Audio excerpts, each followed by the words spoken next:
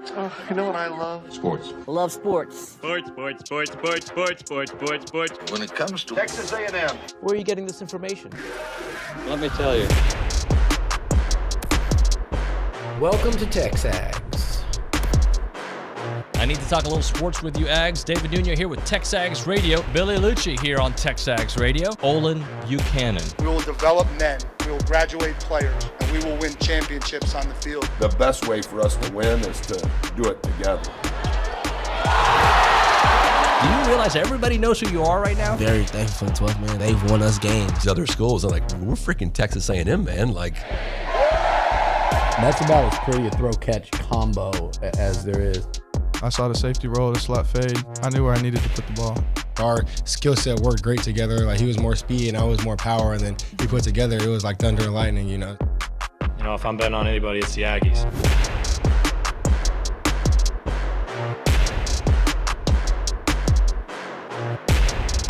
Random thought to start the show here on TexAgs Radio, presented by David Gardner's Jewelers Rollo Insurance Studio Go Hour, presented by the Warehouse at CC Creations. OB, I'm listening. He's Olin Buchanan, by the way. You know that, right? Oh, yeah, I know. Okay, just making sure. So I'm listening to Torian York there, and I'm like, you know what? I get Torian York vibes from Jacob Bostic. Now, obviously, if he can be as successful on the field as Torian was, but just the way they talk, the way, I don't know, I don't know if you listened to Jacob's interview with Brawny, but just a nice young man who seems to have the right vision for his future. Yeah, he does seem very just a very good kid. Yep. Okay, and that's awesome. Like the personality, or what seems to be the personality. But we'll really like him if he can play. Oh, of course. Like my next door neighbor, super nice guy. Don't think he can catch a pass in the SEC. Yeah. We like turds if they can play. Not as much. Yep. Actually, probably more. Okay. I've seen it too many times. You know what we do with turds is we justify. Yes. You know, like we find ways to, and it's very human nature, very fan nature. Because I've said it before, and you know this. Everybody knows this, but if you put out, if the coach produced nothing but grad students, PhD guys, you'd be in the Ivy League. Well, I'm saying, but if you're the head football coach, you're still turning out guys like that, and every one of them are model citizens, every single one of them, and you lose, you get fired. But if you have some derelicts and keep winning, you're probably going to make millions and millions and millions of dollars. Yeah, but for this conversation's sake. But I like him, and I'm hoping he's really good. Guys that we like and are good go in a different category. Absolutely. Anaya Smith, guy that we like and was great. Mike Evans, a guy that we like and was great. I mean, you can go on Eric McCoy. There you go. Keep adding Miles to the Garrett. list. You know, there's a lot. A bunch of these baseball dudes, right? Like Christian Kirk. A lot of really great guys are great players, and that just makes them easy to root for. Some guys aren't so easy to root for. And so I thought Johnny Manziel was a guy that if he was at any school but yours, you would have been looking at him and say, you know, what a bad guy. Right. Well, bad guy or partier. Like, when he was at A&M, I don't think. When you were willing to risk your team's success in 2000, so you could buy new rims for your Mercedes, you know, stuff like that. If it was, and I know this because I'll be on our own message boards, and if there's a player at another university that has anything remotely similar, they hammer them like crazy. But if it's your guy, you accept it and you celebrate if they win. Now, if they don't, you're willing to vilify them. Right. There are people, and by the way, when I'm talking about this, it's not necessarily bad guys, right? But there are certain guys that have the talent name, you know they have it. But if they don't help you win, regardless of their talent, I don't need you. Yeah, you might as well send them to Ole Miss. Or Oregon. And that's not a shot at them directly. I'm just saying, like, if you're not helping the product. Mine was. Well, direct shot. If you're not helping the product on the field. Yeah. And you're not helping the locker room environment, I don't need you. Right. If you are a good locker room guy, but you know what, you're not fantastic on the field, I'd rather you not start, but I want you to have a role. Right. I'm just saying that I love the great guys. Or I like the great guys. I love the great guys if they can play. I will tolerate the bad guys if they can play, as long as they don't cross the line into something that's unforgivable. So on a game day, Damon Demas comes to mind, who did not play great, by the way. On game day, it is about how you play, right? But being associated with this university, I like great citizens. And I think everybody, especially at A&M, but everybody likes great citizens. But I also know we like winning. That you like winning. Travion Williams, great guy, great player, right? Devon A-Chain, great guy, great player. But if you've had I can think of somebody else that probably wasn't the greatest guy, but was a really good player.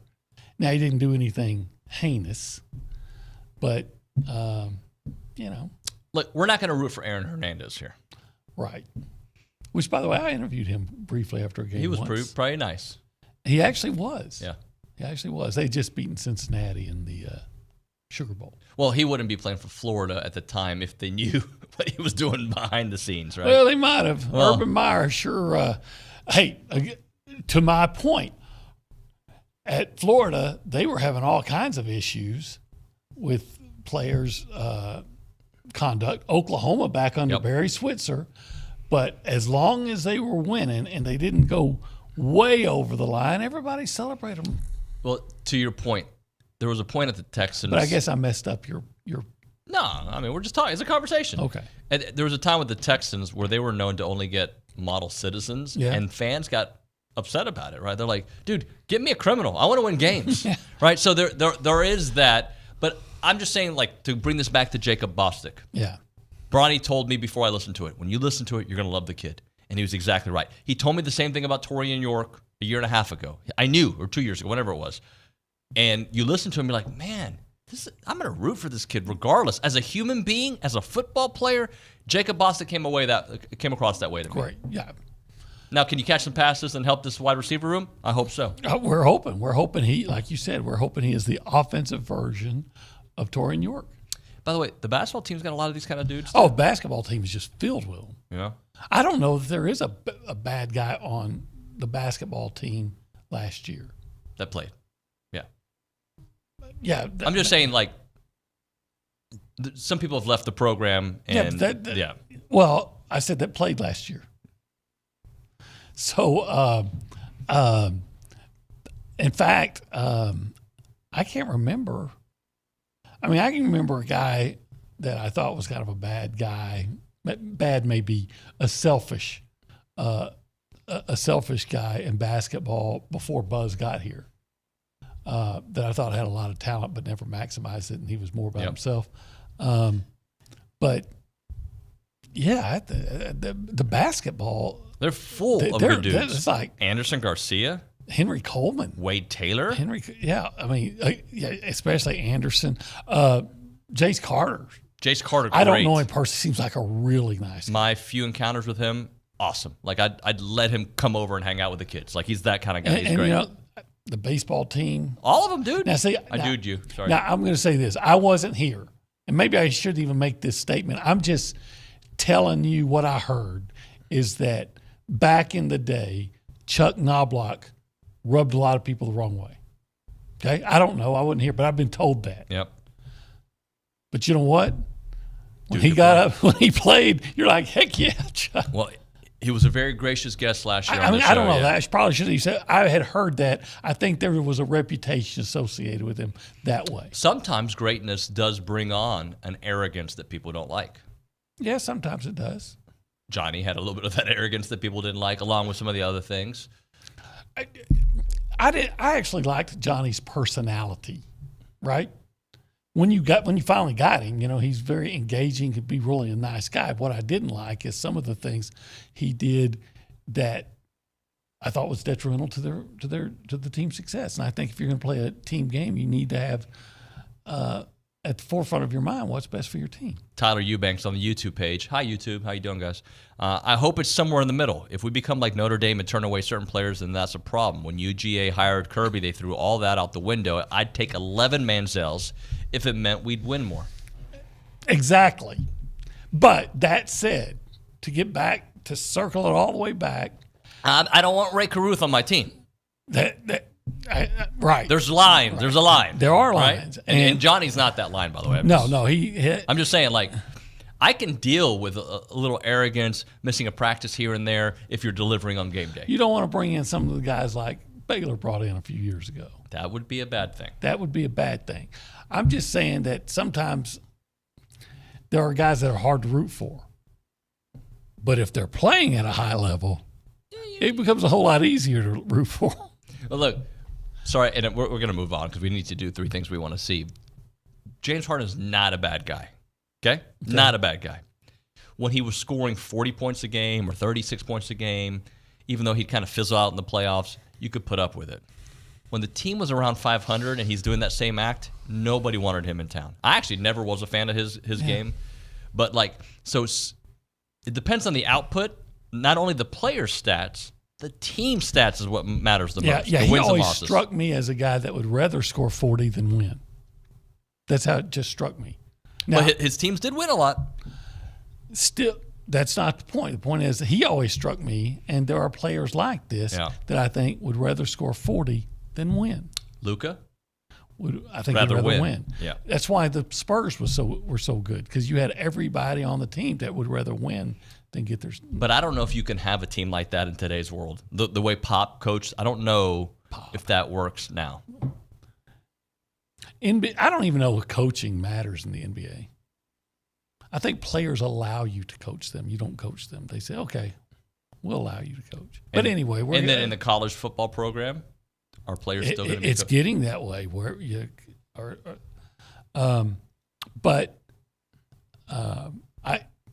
This guy, Bostic, seems like a really high character guy.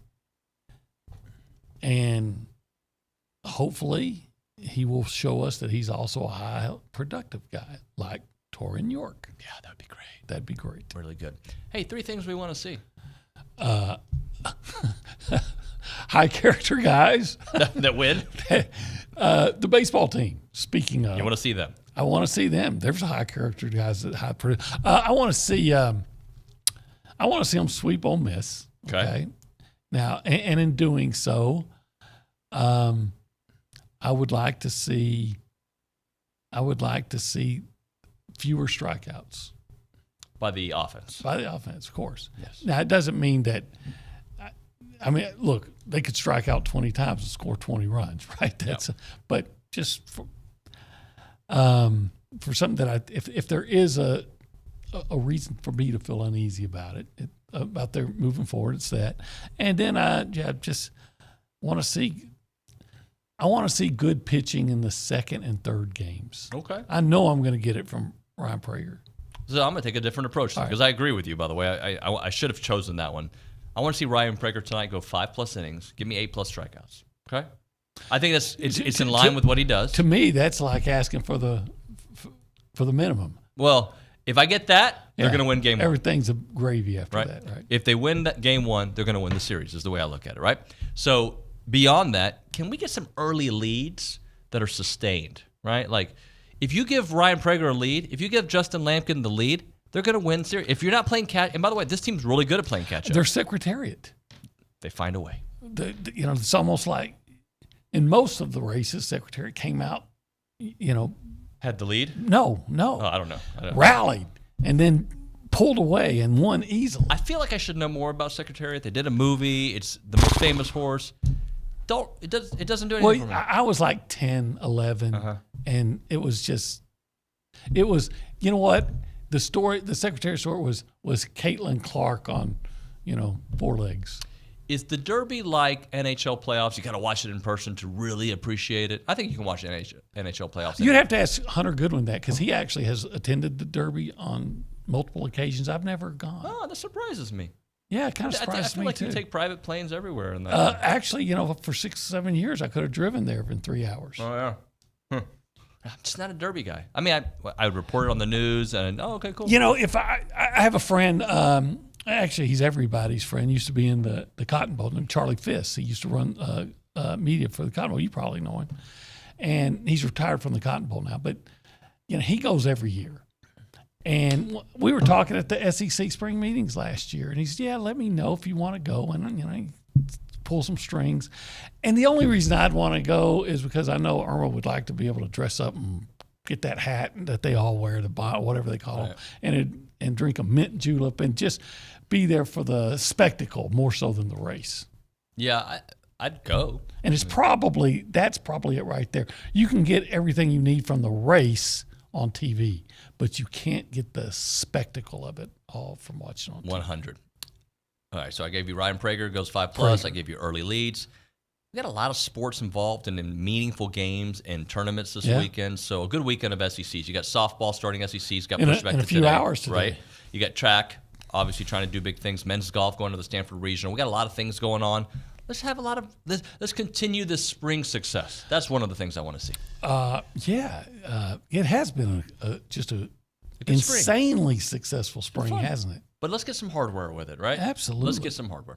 All right, let's do this. Let's go around the room. If you want to be a part of the conversation, 979-693-1150. That's our phone number. By the way, this is Coffee Talk, OB. It is. Sip of coffee. Hold on. You want to tell the people what to do? Text in coffee, and the third texter for A&M to sweep. So you have to say coffee, though. You have to say coffee. Wins a bag of coffee from TexAgs coffee. TexAgs.com. Beat the hell out of morning coffee. Yeah. All the way up from El Salvador. So good. I'm having it right now. Everything Guayo Palomo produces on his coffee fields are of ultimate quality. ¿Qué pasó, Guayo? All right, let's go behind the glass and say hi to Nick Savage. Nick, good morning, buddy. Howdy, good morning, y'all. How are you? I'm great. Obviously, happy mood this morning. Look at you. You sound happy. Yeah, I feel good. It's Friday. I'm happy. Yeah. Yeah. How about y'all? I'm actually in a bad mood today. I noticed. But let's move on. Nick, what'd you do? Back to Nick. What'd you do to upset OB? I Nick don't know. didn't do anything. Okay. Well, I think anyways, I'm going to come in there during the break. I think I got a good joke for you, OB, to cheer you up. But anyways, yeah, I wasn't directing yesterday. Obviously, Dalton's last day, so I just wanted to say good luck to him. We're going to miss him, and you know, everything that I've learned here is because of him. And if I can be half as useful to this show as he was, then I think we're in a good spot. Everything. So you haven't taught him anything, or haven't taught him anything. It's all Dalton. Dalton's yesterday's news. I'm kidding. Well, I wanted to. Yeah, that's our guy. We love Dalton. Are you half the mass as Dalton? I'm going to leave that one alone. Yeah, I don't know how to respond to that one. Dalton, we miss you already. Come back, buddy. If you had scales, right, and you put Dalton on one and 2 Nicks on the other, would they balance? Let's go to the Angry Elephant News and Social Center. Caitlin is there. Caitlin, good morning. Good morning. Yeah, let's just find something to talk about quickly. Moving on. Well, we do have lots of big news in Aggie land this week, but Texas A&M also added 2 legends to the San Antonio Hall of Fame yesterday. And Janetta Kirkland. I covered her when she was running track here. You covered her? Yeah, she actually was teammates with my mom. My mom was saying she's amazing. She was. Obviously. But they did run together. She finished her career as the most decorated female in A&M history before she went on to win a pair of world championships. Also, Andrea Williams was the first Aggie to letter in both volleyball and basketball in the same year. So huge accomplishments for both. So, Torrin, what'd your mom do? She was a heptathlete. Oh, okay. Yep. I couldn't tell you the exact events, but I know she did the 5 long jump at least. There's 5 of them. Yeah. Yeah. Why does this feel awkward?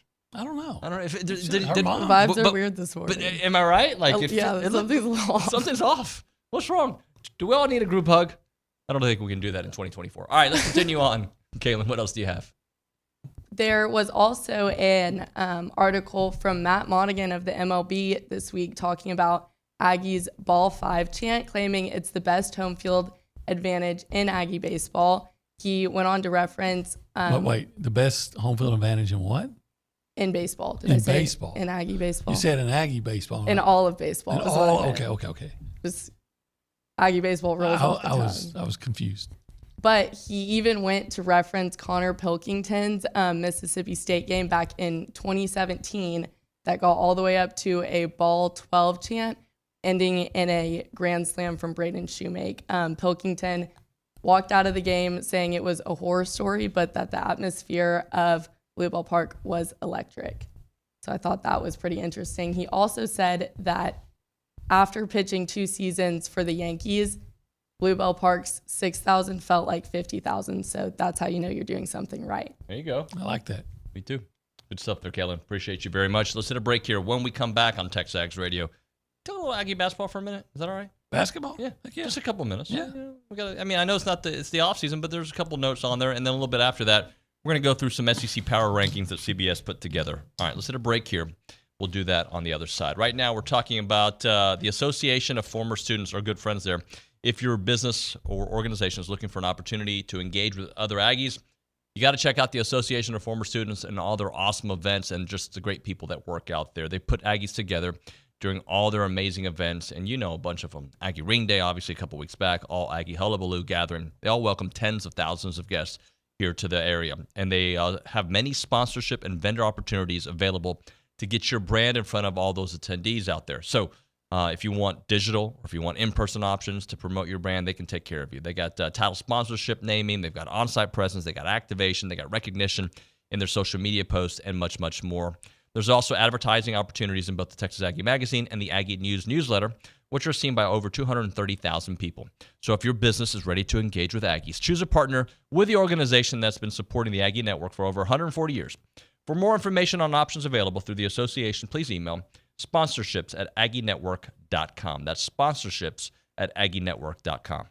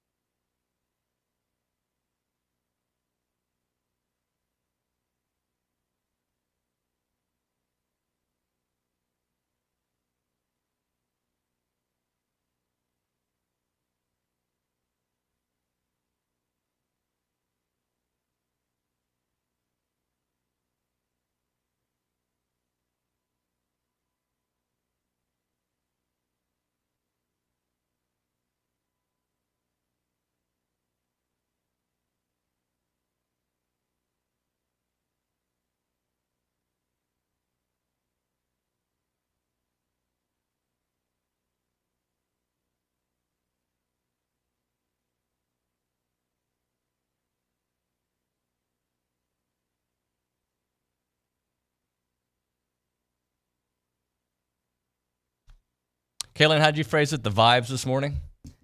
The vibes feel a little off this morning, but I feel like they're picking up. They're picking back up. TexAgs Radio, presented by David Gardner's Jewelers Rollo Insurance Studio. Go Hour, presented by The Warehouse at CC Creations. The problem this morning is usually you get jovial Olin. And today you've gotten angry Olin. I think you're both. There's some jovialness in your voice, and there's some anger. Look, darn HOAs. That's all I'm going to say. That's all we need to say. All right, so your homeowners' adversaries. You just think of that right now? Yeah.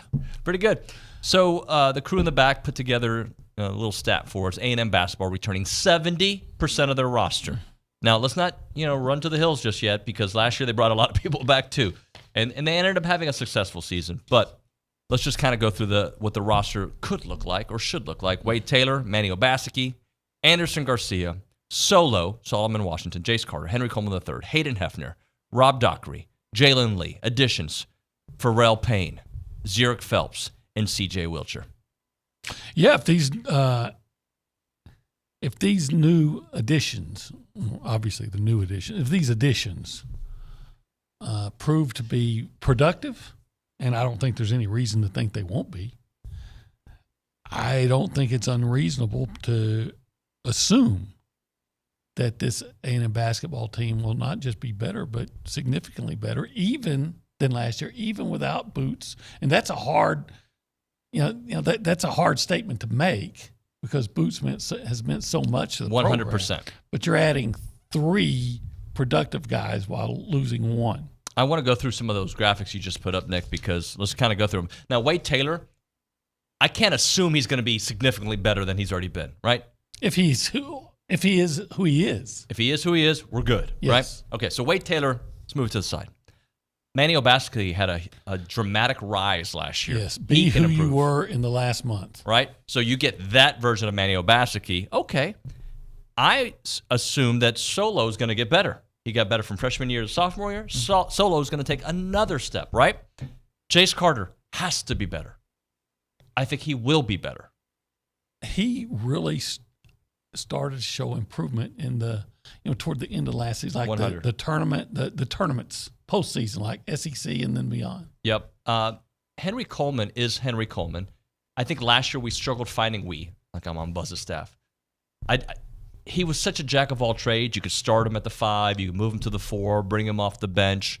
He's one of those guys where whatever position you put him in, I think he's going to do just fine. Well, he's going to play hard, and he doesn't have to be a star player. But whether you bring him off if you're going to bring him off the bench, I like having a guy of that caliber coming off the bench. Pharrell Payne at the 5, I think it's going to be an upgrade. I do. I agree. Look, the young man from I'm already out of basketball mode, but the young man from UMass, Wildens Levesque, who had he had moments. I'm like, this guy, he just sometimes couldn't finish around the rim. Always played hard. Yeah, I like him a lot. Yeah, I like him a lot. But I do think Pharrell Payne gives you a. Pharrell Williams is a singer. Payne gives you a scoring. Gives you some more scoring potential. Yep. Inside. Yep. And I think he's gonna be an upgrade there. Yeah, I do. Zurich Phelps he's not gonna be Boots Radford. Can he be really good? Can he be really good? All right. Can he be at A&M what he was at SMU? Can he attack the rim, which I think he can do. Which is Boots Radford, by the way. But again, to compare somebody to Boots, right. it's You're like asking so much. Comparing somebody to Dexter Dennis, who only played 1 year, like that's hard to do. Like you took him to such heights. And then C.J. Wilcher. Can he give you some 3-point shooting? Can he give you some 39% 3-point shooting? I think that would be nice, which he's done in his career. So I like and can they still add a guy potentially? Right? There could still be an addition out there. I like the way they're constructed. Hopefully, like if I'm they did have the Bahamas trip, but I'd love to see them get a month of basketball before the season starts. Because I feel like they're a slow team to kind of get going sometimes. They were not last year. No, but in the beginning of SEC play, they weren't themselves yet. That's true. Then there was always one of those head scratcher moments. They actually started pretty fast last year, had some injuries, and that was kind of an issue. And then I think they struggled themselves. in the big games too early on. And then they did the February surge. Now, it came a little bit later than usual, but it still came. I think there's every reason to believe that this could be at least a Sweet 16 team next year. Let's hope. Look, it's kind of like Aggie football. Look, they almost beat Houston last year. And Houston, what happens to Houston? A&M had to play Houston with their best player. And he was the best player that night. Right. Does Houston beat Duke? And I can't even think of the kid's name. It's from Manor, right? Yeah, what's his name? Why am I forgetting his name right now? He's so such good, a good player. Anyway, Duke doesn't beat them if they have that guy. Yeah. Right? So Houston might have been a Final Four team if that guy hadn't gotten hurt. Yeah. All right, let's hit a break here. When we come back on TexAgs Radio, CBS Sports SEC Football Power Rankings. Want to get into that. Plus, Malachi Starks had a quote that I thought was interesting that I'd like to run by you, okay? Okay. All right, we'll get into that. Right now, we're talking Heritage Films. That is a company that makes documentary films about everyday people, just like Arrested Development. People that you know down the street, your uncle, your dad, your grandfather, your family business, your family ranch. Chance will do a documentary. So you don't have to be Brad Pitt to get a documentary. You can be just a normal dude, tell your family story. And it's such a cool thing to do, especially when you watch it together with your entire family, which we've done. I can firsthand account of doing that. Powerful, emotional, great. It's just such a cool thing to do. And I try to remind you all, we're not promised tomorrow, so don't put this off. Maybe next Father's Day we'll do the story about my dad, or maybe next Mother's Day. No. Mother's Day's coming. Call Chance up now. Tell her that, hey, we booked it. Let's get the story done. Tell your mom's story. The website is yourheritagefilm.com, yourheritagefilm.com. Another thing that they do is called the Yearflix 20-minute Q&A video for the younger kids, more of a benchmark video. It's fun. It's lighthearted. You'll love it. It's a cool thing to do. You can do it every couple of years just to see the growth from your child. Again, yourheritagefilm.com, yourheritagefilm.com, 713-893-8341. 713-893-8341.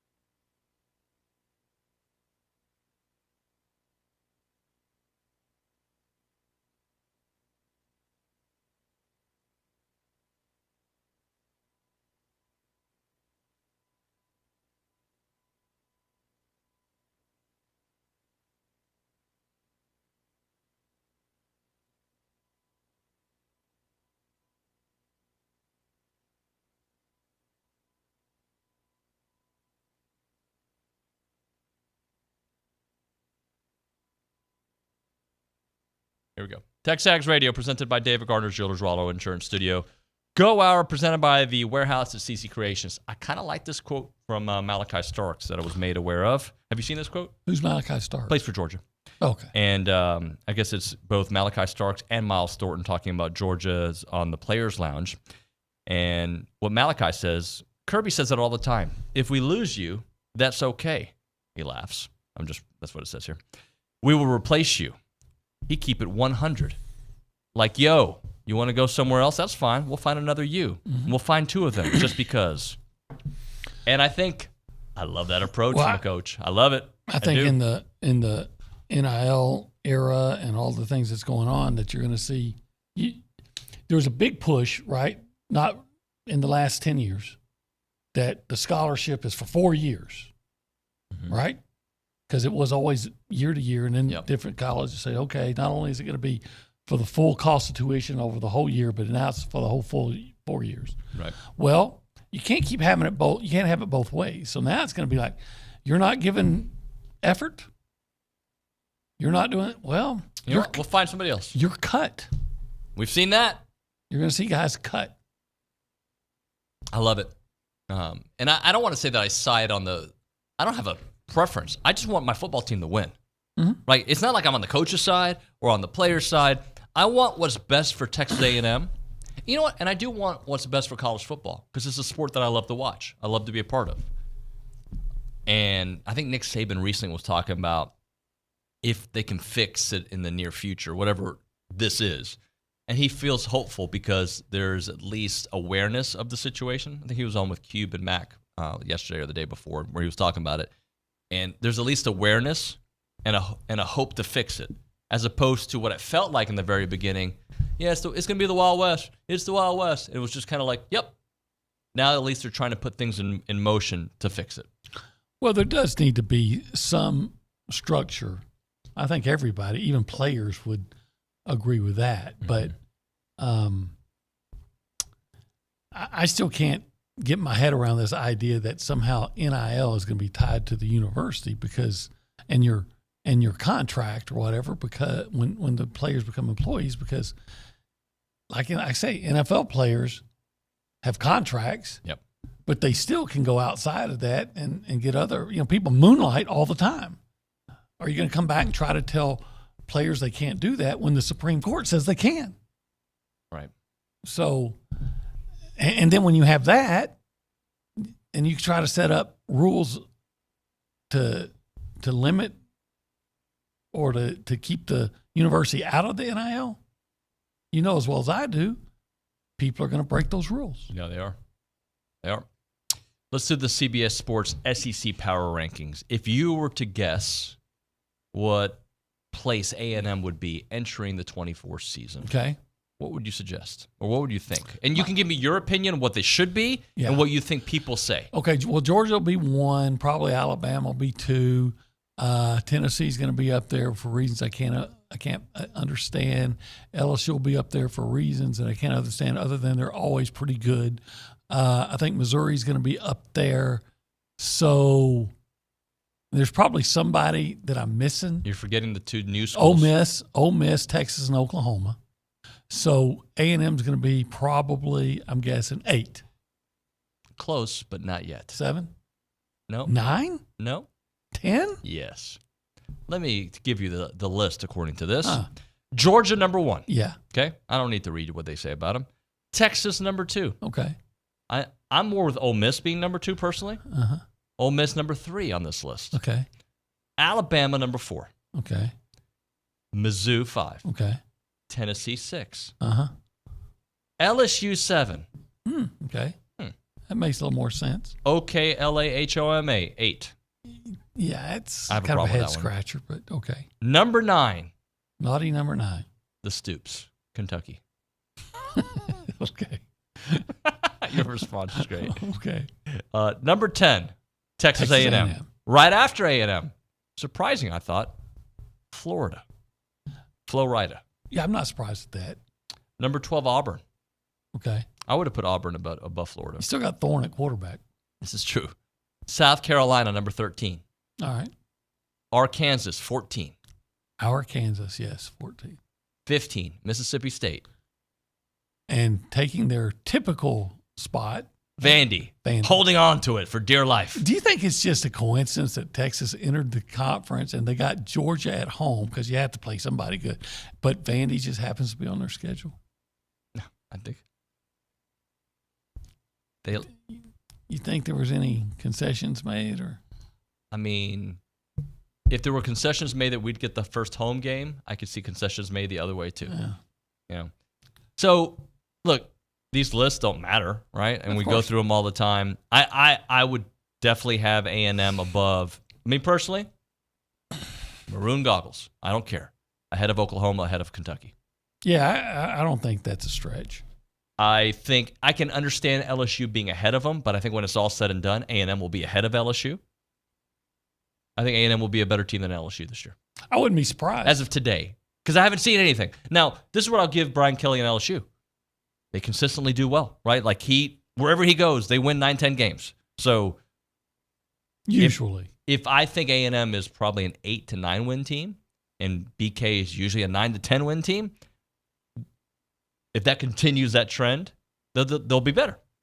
But I just have a lot of questions about LSU. I don't cover them close enough. I don't know Garrett Nussmeier enough to have the faith. And we've gone through the list here before. Yeah. Oklahoma, don't watch them enough to know, but I can't imagine their first foray in the SEC having a harder schedule than Texas has will be a reason for them to be ahead of A&M. Oklahoma, they're not good on defense. They haven't been. I mean, they're not as atrocious as they've been. And,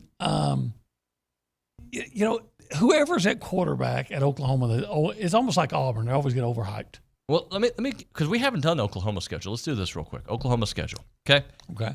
Temple and Oklahoma to open up. Temple and who? Oklahoma. Oh. Yeah, we're doing OU. I thought you were doing Oklahoma's schedule. Yeah, Oklahoma's playing Temple to start. Yeah, Oklahoma. I'll take Oklahoma. They host Houston the next week. I'll take Oklahoma. Yeah, I'll still take Oklahoma there. There's 2 wins right there. Tulane. They host Tulane. Different Tulane. Yeah, it's not. Is Pratt still the quarterback? I don't know. I'll take Oklahoma. Okay, 3-0. They host Tennessee. Goodness, they live at home. The entire month of September. No, the last week they're on the road, but they host Tennessee. Coin toss.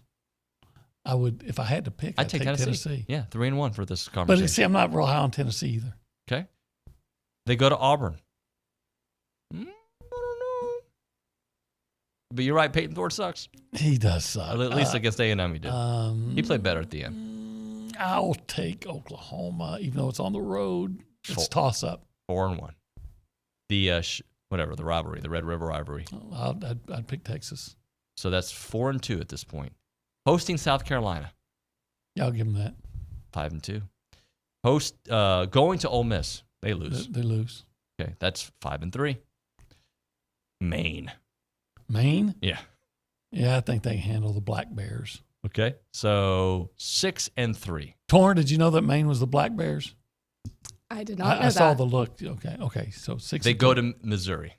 I don't know. I would take Missouri. Yeah, especially on the road. 6-4. They host Alabama. I'll take Alabama. 6-5. They go to LSU. By then, LSU might be pretty decent. I'll take LSU at home. 6-6 under the OB Nuño thinking. 6-6. And that's the 8th best team.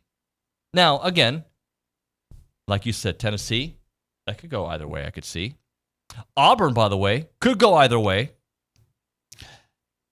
You know, if you're a team of any substance, I'm probably going to take you over Auburn. Remember last year, their offensive line was like the group of 5 rejects, rejects, all-stars, group of 5 all-stars. And you still have Thorne. Now, the receivers are going to be better, but they're going to be young. But you still have Peyton Thorne as your quarterback or whatever his name is. And are they really supposed to be good on defense?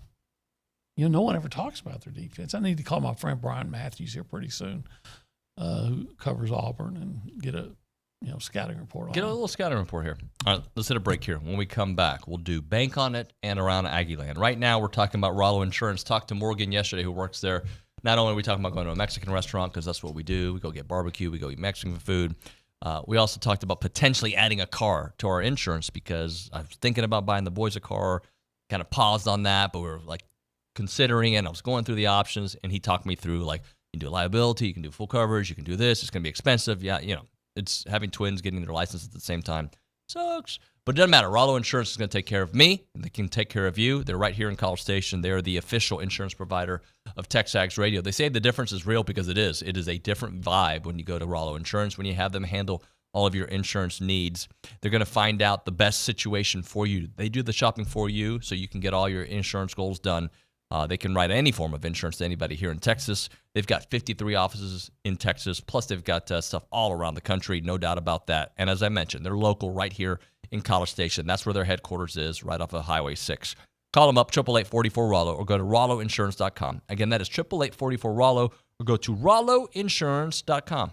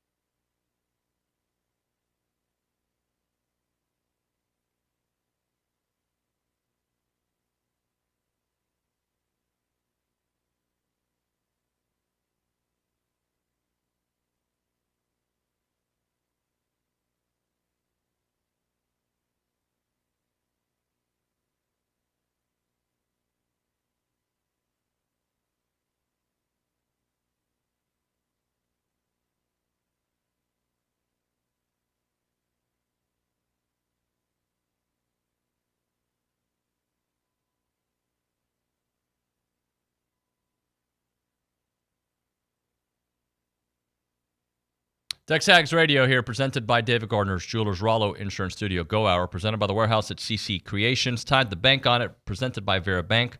Authentic, relationship-based banking built for real life. Go see Joel Jackson and the team. Learn more, verabank.com. What are you banking on? Oh,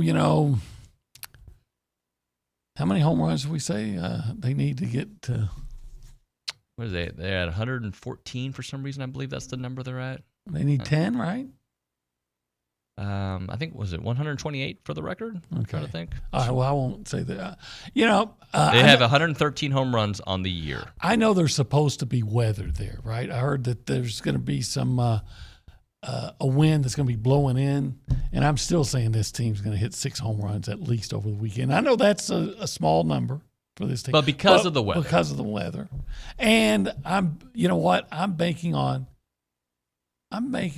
3 between solid to spectacular pitching performances between 3 in each game.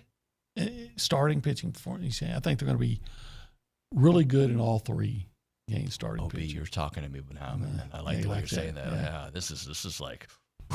It's like a 900 number, isn't it? It's like to turn on the heat here, buddy. I'm going to say this. Jace Lavalette is so close to 30 home runs. I'm not predicting 30 this weekend. I am predicting 30, but not this weekend. He's going to hit 3, though. He's going to be right there on the doorstep. He might get it in the first game. If he does that, he's breaking the. He's getting to 30 this week. What if the wind turns and starts blowing out? Yeah, so I'm going with 3 homers for Jace. If I'm banking on something, that's what I'd bank on. If the wind blows out, it'll be a blowout. And if it doesn't, it it'll might be a blowout. Yeah. I hope. I hope so. Let's do Around Aggie Land, presented by Normandy State Bank. Normandy State Bank, rock solid banking. The website is normandystatebank.com. We go to the Angry Elephant News and Social Center. Caitlin Torn in the hizzy. Hello. Do people say that still? Hello again. In the hizzy? In the hizzy. I've never heard of it. I've never heard that either, but 1999, I think. That was a minute. Sounds cool. In the hizzy for shizzy. So you're partying like it's 1999. That was way before. That was 84 or 86, right? When did Prince make that? I don't know. Early 80s? Probably. Yeah. Sorry for boring everybody. Go ahead, Kate. Okay, yeah, from the hizzy. That's okay. For shizzy. We're all done. Has definitely been busy this weekend with graduation, including 2 of our own from TexAgs, Kay Nagley and Luke Evangelist. That's why y'all are stuck with me for Around Aggie Land today. The Aggies graduated 61 student athletes from 15 different sports. 12 Aggies earned master's degrees, and football led all sports with 8 individual graduates this weekend. Callie has been sending us some live updates from the SEC Softball Awards. Emily Kennedy earned SEC All-SEC First Team. Kramer Eshete and Coco Woolley earned All-SEC Second Team honors. Rylan Wiggins and Allie Ainright were both named to the All-Defensive Team. Yeah. Coach of the Year went to Karen Weekly from Tennessee, and freshman Carolyn Pickens won Pitcher of the Year from Tennessee, even though they had a heartbreaking loss to LSU last night. Aggie softball's quarterfinal game was delayed yesterday and will be today, starting 35 minutes after the Florida-Georgia quarterfinal, which is going to start in about 5 minutes. So that will be exciting to watch. The men's tennis team is taking on number 2 TU tonight in the Austin Super Regional NCAA tournament at 6 p.m. The Aggies swept Rice 4-0 in the first round and then pulled it out the next day in a nail-biter against San Diego to earn their spot. J.C. Roddick, who has been a standout all season, came back from behind against San Diego to keep the Aggies dancing. The Aggies are led by Roddick and Rafael Perot, all SEC first-teamers. The last matchup against the Longhorns went their way back in the 2022-23 season when they met in Austin, but a win today over TU would send the Aggies to the final site of the NCAAs on May 16th in Stillwater, Oklahoma. By the way, Cade Bickham graduating this weekend. Oh, yeah. So, who else? Oh, and Cade. Sorry? I was saying, I can't believe I forgot Cade. Cade. What's Kay the list? Nagley. Kay Nagley. Luke Evangelist. Dawson still got some time, though, I think. Yeah. And Callie. I'm pretty sure Callie graduated, too. Callie's done, too? Everybody's graduated? I might have just completely made that up. But I'm almost positive she did. OB? She did. Callie is a graduate. Yes. Congratulations, Woo, go Callie. All right. I feel like we haven't done enough celebrating. I'm around scholars. I'm surrounded by scholars. Ivy League scholars? No, just A&M scholars. scholars. These days, I'd much rather have an A&M scholar to be around than an Ivy League one, because the A&M, they actually students think for themselves. There we go. Except for the Ivy Leaguers that play on the baseball team. Those guys are awesome. Love those guys. They were smart enough to leave. Yeah, they did. All right, Obie, thank you, sir. When we come back on TexAgs Radio, the baseball bunch, Bronny will be in studio, Scott Clendenin in studio, and Richard Zane on Zoom. That and more. It's TexAgs.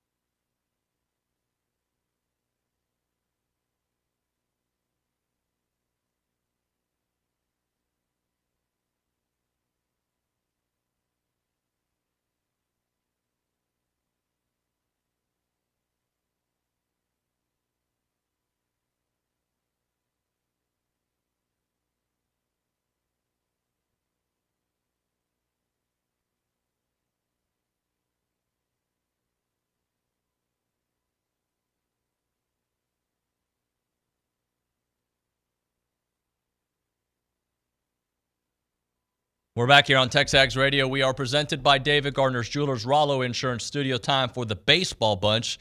We've got Scott Clendenin in the house. Hello, Scotty. Howdy. What's up, buddy? It's Friday. It's a great day. Yep. Gonna have lots of baseball this weekend. Ryan Brauninger. Hello, sir. Good morning. Good morning. How you been? I get a little bit better. Good. Still a little sore. Good. Yeah, so trying to take it easy is the worst thing I think could happen is you undo a surgery, like a minor surgery. You undo it. I think you make it worse. So trying to be as relaxed and chill as possible, even though I hate sitting at my house. I get it. Richard Zane there on Zoom. Good morning, buddy. How are you? I'm good, y'all. How's it going? I like the entrance of that house. I like it a lot. Are we going to have a Melissa Zane sighting? Maybe. I'm coming to you from Melissa Zane's dining room table in Flower Mound, Texas. So, dogs, moms, sisters, dads, who knows? I just saw Julia. Yeah. Saw Julia. Say hi, Julia. She peeked.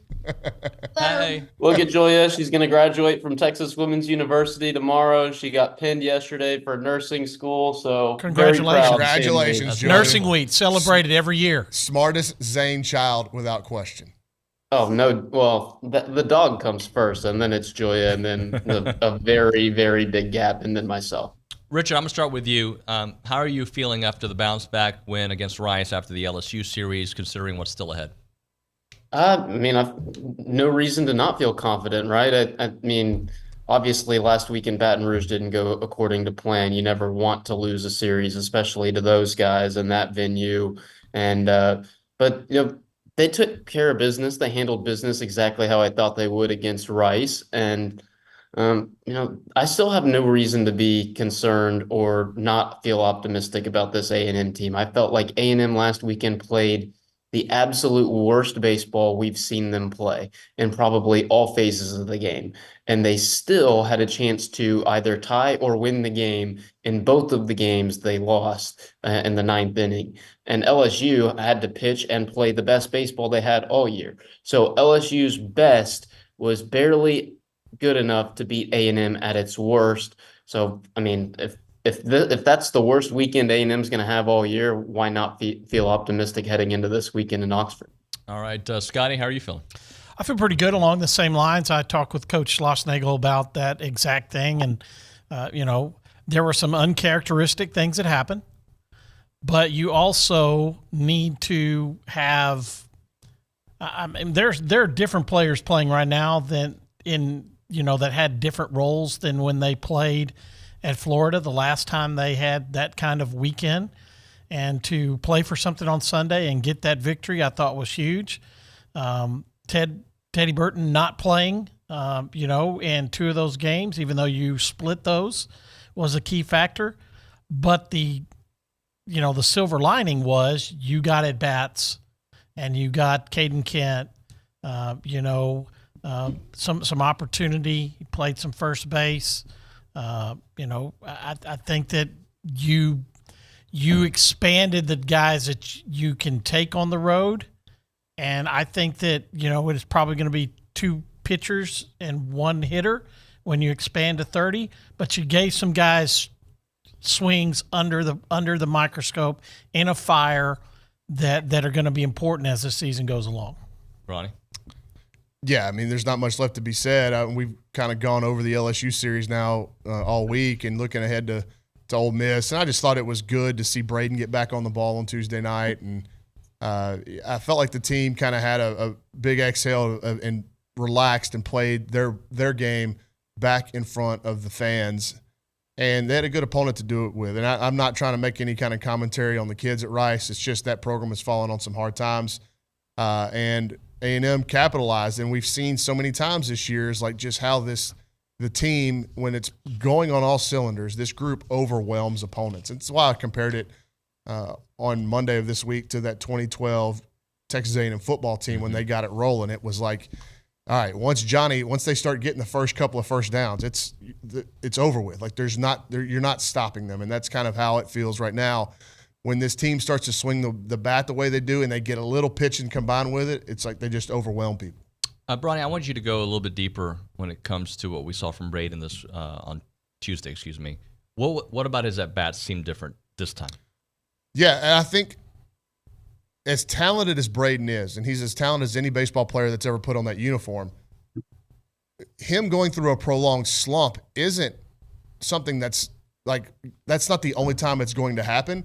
But I would bet, and I would have to ask Braden, but I would bet that was the longest slump he's ever had in his life, especially when he's gotten into really competitive high-level baseball in college. So even though he's super talented and super good and will play this game for a long time, there's still some mental hurdles that you have to clear whenever you go through something like that. So I thought maybe he started swinging too much, started to try to swing himself out of those doldrums. And what we saw him do on Tuesday was kind of get back to swinging at pitches that he does damage with. And that's the theme of this lineup. But I thought Braden pressed a little bit with the pitches that he swung at. And because he was doing that, and there were some balls in the LSU series where he fouls them off, and they're like, okay, when Braden's going right, he hits that ball out of the ballpark, no question. We've seen him do it too much to have any kind of argument about that. So on Tuesday night, it was so good to see him swing at the proper pitches and also do damage to the opposite field from each side of the plate. The home run was to left-handed. The double was to right center, right-handed. So that tells me he's got his swing back locked in. And also, Scotty, the balls that he didn't get hits on Tuesday were all hit very, very well. Well, and I think that we would echo the coaches that they trust these players to know the strike zone. And they're not, and I thought a lot of pitches at LSU that they thought were balls were called strikes. Now you have to adjust to that. And I thought when they tried to adjust to that, you're fouling balls off at the end of the bat. I saw a lot of that on balls that they kept some at bats alive, but then led to strikeouts. They were still competitive to extend an at bat or two, but I think that they needed to. They trust what they know in the strike zone. I mean, you're talking about 45, 50 games into the season. This isn't like the beginning of last year when the strike zone was completely different than it had been in SEC play, since I had recognized. This was a weekend where the strike zone was a little bit bigger, and they finally made that adjustment in Game 3, and I thought that that's why you had the performance you had. So for them to then go against Rice, it's always great to break a slump when you bounce it off the rec center.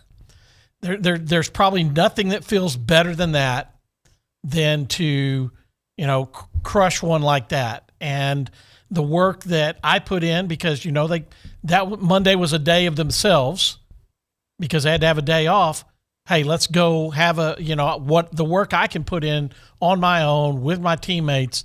Here's an immediate and tangible result from doing that work, and that's always tremendous. Richard, I want to go a little bit further with that, and Braden leads the SEC with 76 RBIs. I'll just hand you the baton there.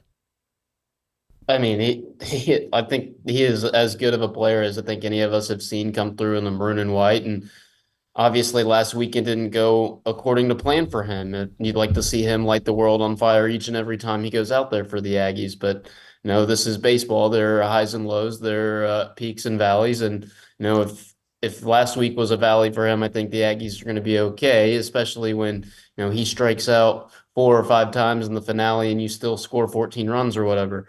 But he is, I think Coach Schlossnagle said it best yesterday.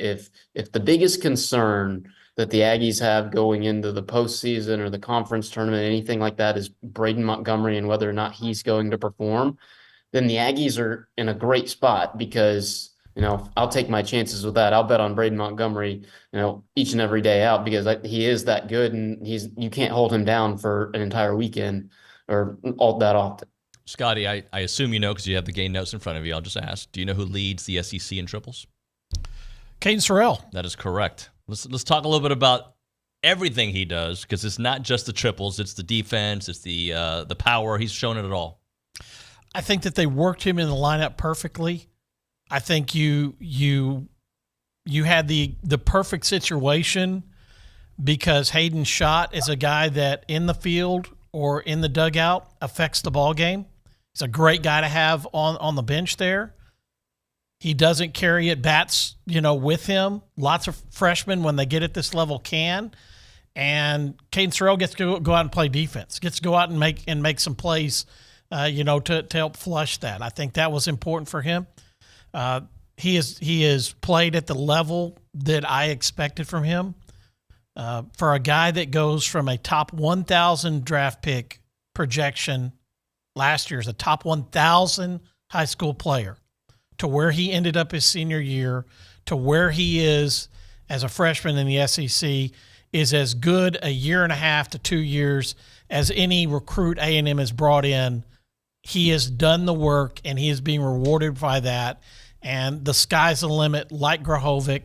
This is a freshman that you're going to look up in 2 years and say, hey, here's A&M have an opportunity to have 2 first-round draft picks again. He has done that much work on his game, and the physicalness is continuing to improve. He's a great player. And you've got to – it's such an important part of this is understanding when some of these freshmen are ready. They're not all Jace Lavalette, Gavin Grahovic, and Braden Montgomery where they walk in and on February whatever opening day, they're ready to go and they're ready to deal with the ups and downs. You can burn a kid by running them out there too soon. I thought what Scotty said was right. I thought they were brilliant in the way they brought Caden Sorrell along. And really, since he's been inserted into the everyday lineup as the left fielder for the last month and a half or 2 months, that is when we've kind of seen this team morph into what it is now. And it's his presence kind of at the bottom of the order, but also in the outfield. And you look at like the Sunday rally at LSU was started by him in the triple. He's had some huge swings off Gerangelo St. Joe, which was a left breaking ball against Mississippi State for a home run. He had a 2-home-run game. One of the bigger swings of the conference slate so far was the grand slam he hit at Alabama to erase that 5-run deficit. So not only is he having like these individual ticks up in his confidence, in his day-to-day interactions with the game of baseball, and is mentally understanding how to go about his business at this level, but he's also impacting the team and the results of the team in a very, very big way. And that's why I think you go back and you look at what is important in college baseball today. Not just college baseball, Nuño. We talk about this in football recruiting. Talent acquisition is like premier right now. There's less players playing Major League Baseball. You have NIL to fight some of the draft. How good are you at getting super talented kids to campus? And then obviously the development part has to happen. But you got to get the talent. That's why I think Nolan Cain is so valuable to this operation. And I would imagine that his name's going to be up for some head coaching jobs soon. I mean, that's just the natural kind of flow of this whole thing. But I think Nolan Cain has been a vital, vital piece to the success of this A&M program over the first 3 years. Obviously, Jim Schlossnagle, one of the best coaches in America, head coaches in America, and the entire staff. I could go on and on about every person over there. I think they've got an incredible collection of dudes over there running the program. But for guys like Caden Sorrell and Gavin Grahovic to show up this year, and then you look at what they've been able to do in the transfer portal, getting talented guys, but also getting under-the-radar guys to come in. You look at what Jace did. Like, there is a lot of direct ties to the guys that Jim Schlossnagle is writing their names in the lineup and Nolan Cain's work in recruiting. I want to keep it with you and just another weekend where the rotation is a TBD for the Sunday game and just having Lampkin go in game 2 and Prager go in game 1. Yeah, I think there's no way to know. Like Coach Schlossnagle mentioned that they may run Tanner Jones out there in a brief relief outing just to see if it kind of changes his mentality, gets him to quit. Maybe they think he's coasting like Lampkin was, where you're trying to just coast through a start, get to the next inning and just set it blowing the doors off of it. And you come back out in the dugout and you go back out to the mound after you're done hitting, go do that same thing again. So maybe it changes his mentality. If they do not start Jones in game 3, it'll be interesting to see who gets the ball, because I don't think they're going to hold a Shane Sadeo or even a Weston Moss if they think that they can help them win game 1 or game 2. There's no way you do that, understanding that if you are able to win this series, you have locked up a national seed. I think they need 2 more wins in the SEC, and they're a national seed without question. So understanding that that is on the line this weekend, I don't think you save any bullets to try to figure out who's going to start on Sunday. If Tanner Jones shows up in relief tonight or tomorrow, then you just kind of go with, okay, who's available to start on Sunday?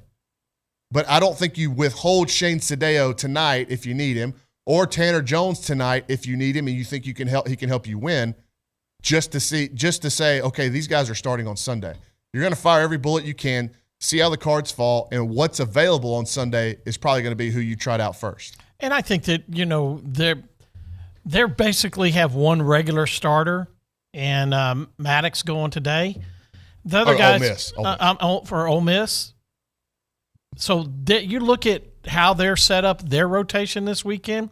They got a converted reliever in Game 3. They have a midweek starter in Game 2, and then they have a regular SEC guy in Game 1. Until you get the third guy, the numbers aren't good. So you have to expect some offense against Ole Miss and that ballpark, no matter what the weather's doing, and that ballpark, you expect it to be offensive. And I think that's what A&M has to help their pitchers out by being offensive.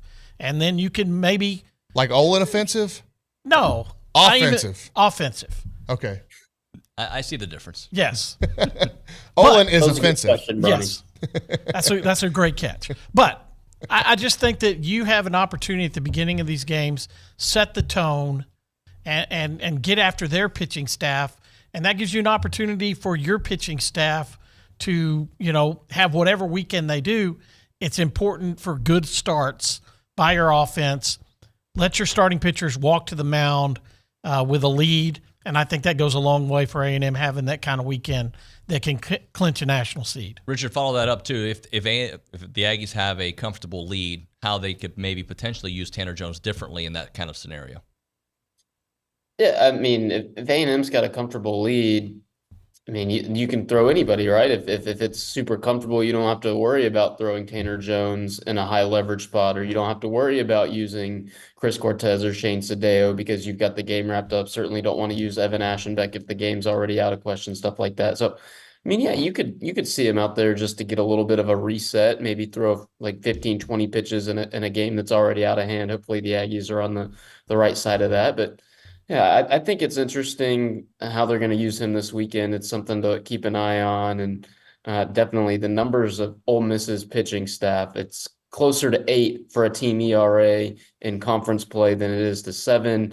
So hopefully A&M can put up a ton of runs to take a little bit of the heat off of Max Wiener and Jim Schlossnagle when it comes to having to deploy Jones. Brauninger, before we hit a break, this is a note that I found here. Justin Lampkin's only surpassed 5 innings once in his last 6 starts. The importance of him being able to go deep this weekend. I just think depth is important, sure, because you're going to need that in the postseason. But what does it look like? Like last weekend, it sounds like when Coach Schlossnagle was in here Monday, or was it Thursday with you, when he talked about they did a lot of work this week on body shapes of pitchers and really tasked Nolan Cain and Mike Early to go through their pitchers, the Aggie pitchers, from an offensive standpoint to see if they're picking up some kind of cues that would be tipping pitches from Justin Lampkin. We know Tanner Jones was doing something against Georgia. I mean, the results said it, and then hearing what happened afterward, Georgia had something on Tanner Jones. Did LSU in inning number 3 pick up something on Justin Lampkin? Because out of nowhere, if you'll remember, it was 2-strike homer, 2-strike double, 2-strike homer, 2-strike single, and then 2-strike double, I think, again. And they were all on different pitches. All of them. So they knew. So they may not have known. I mean, there is certainly a scenario where that just happens, that it is just coincidence, but the percentages of them not knowing and being able to force that kind of loud contact consecutively after being pretty dormant might raise some eyebrows. Go, okay, is there something deeper here? So that's something to watch this weekend, is have they cleaned up some of those things? Because the way those things happen is if LSU had something, Mike Bianco and Ole Miss knew about it before Tuesday. You know what I'm saying? So that's how fast that information spreads. And it's usually not from staff to staff. It's usually like through agents and scouts and stuff like that. That's how they get their information. And talking with Max Wiener, he is focused on the pitcher, the catcher, the call, the situation, and that's what Early and Cain are to watch. This is a synergy of all those guys on the front row. When I interviewed him yesterday, that's what he talked about, the synergy that they have to work together in concert.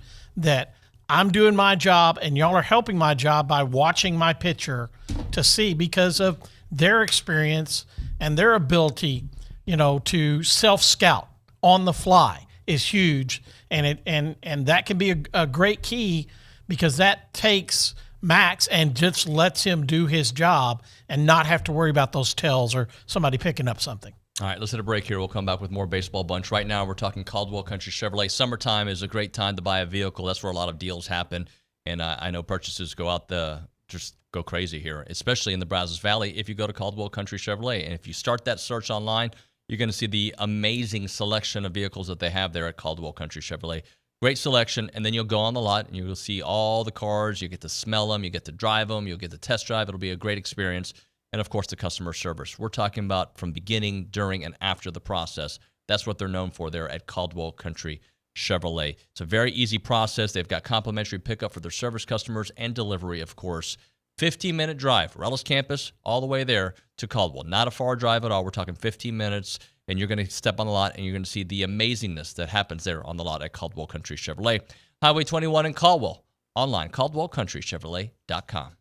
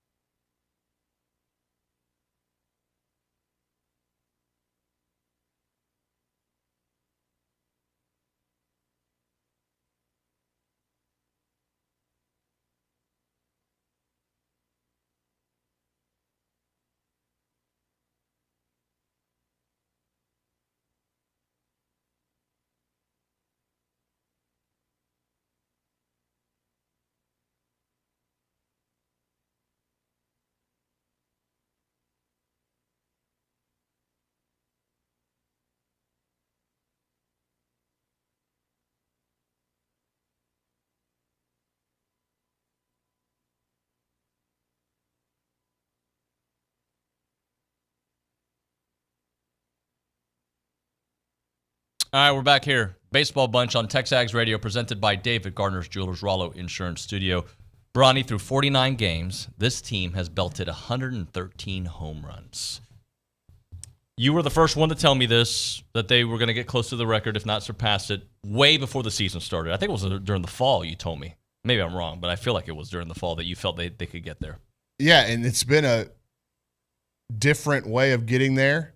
They're not there yet, and I don't know if they're going to get there. I know the dimensions at Swayze Field are smaller than Olsen Field, but if the wind is blowing out of the north like it is today there, which I didn't do a ton of calculations, but I mean, I know that it's set up in a similar orientation. Their ballpark faces like a north wind blows in from left field. So that may curtail some of A&M's power potential. And that would be a huge help to Ole Miss if that's the way the wind is blowing, because I think if the ballpark was playing neutral or there was a south wind like there normally is this time of year, I think A&M goes in there and really starts chipping away even more at that record and closes that gap pretty severely. As it stands, they could get there. Obviously, 6 regular season games left, and then postseason, so they could get there. But I thought that they would be more of a even production. And if you go through, I think, our preseason predictions, and we were talking about how they get to 128, I thought Jason Braden would have over 20. I thought Gavin would only be at 14, though.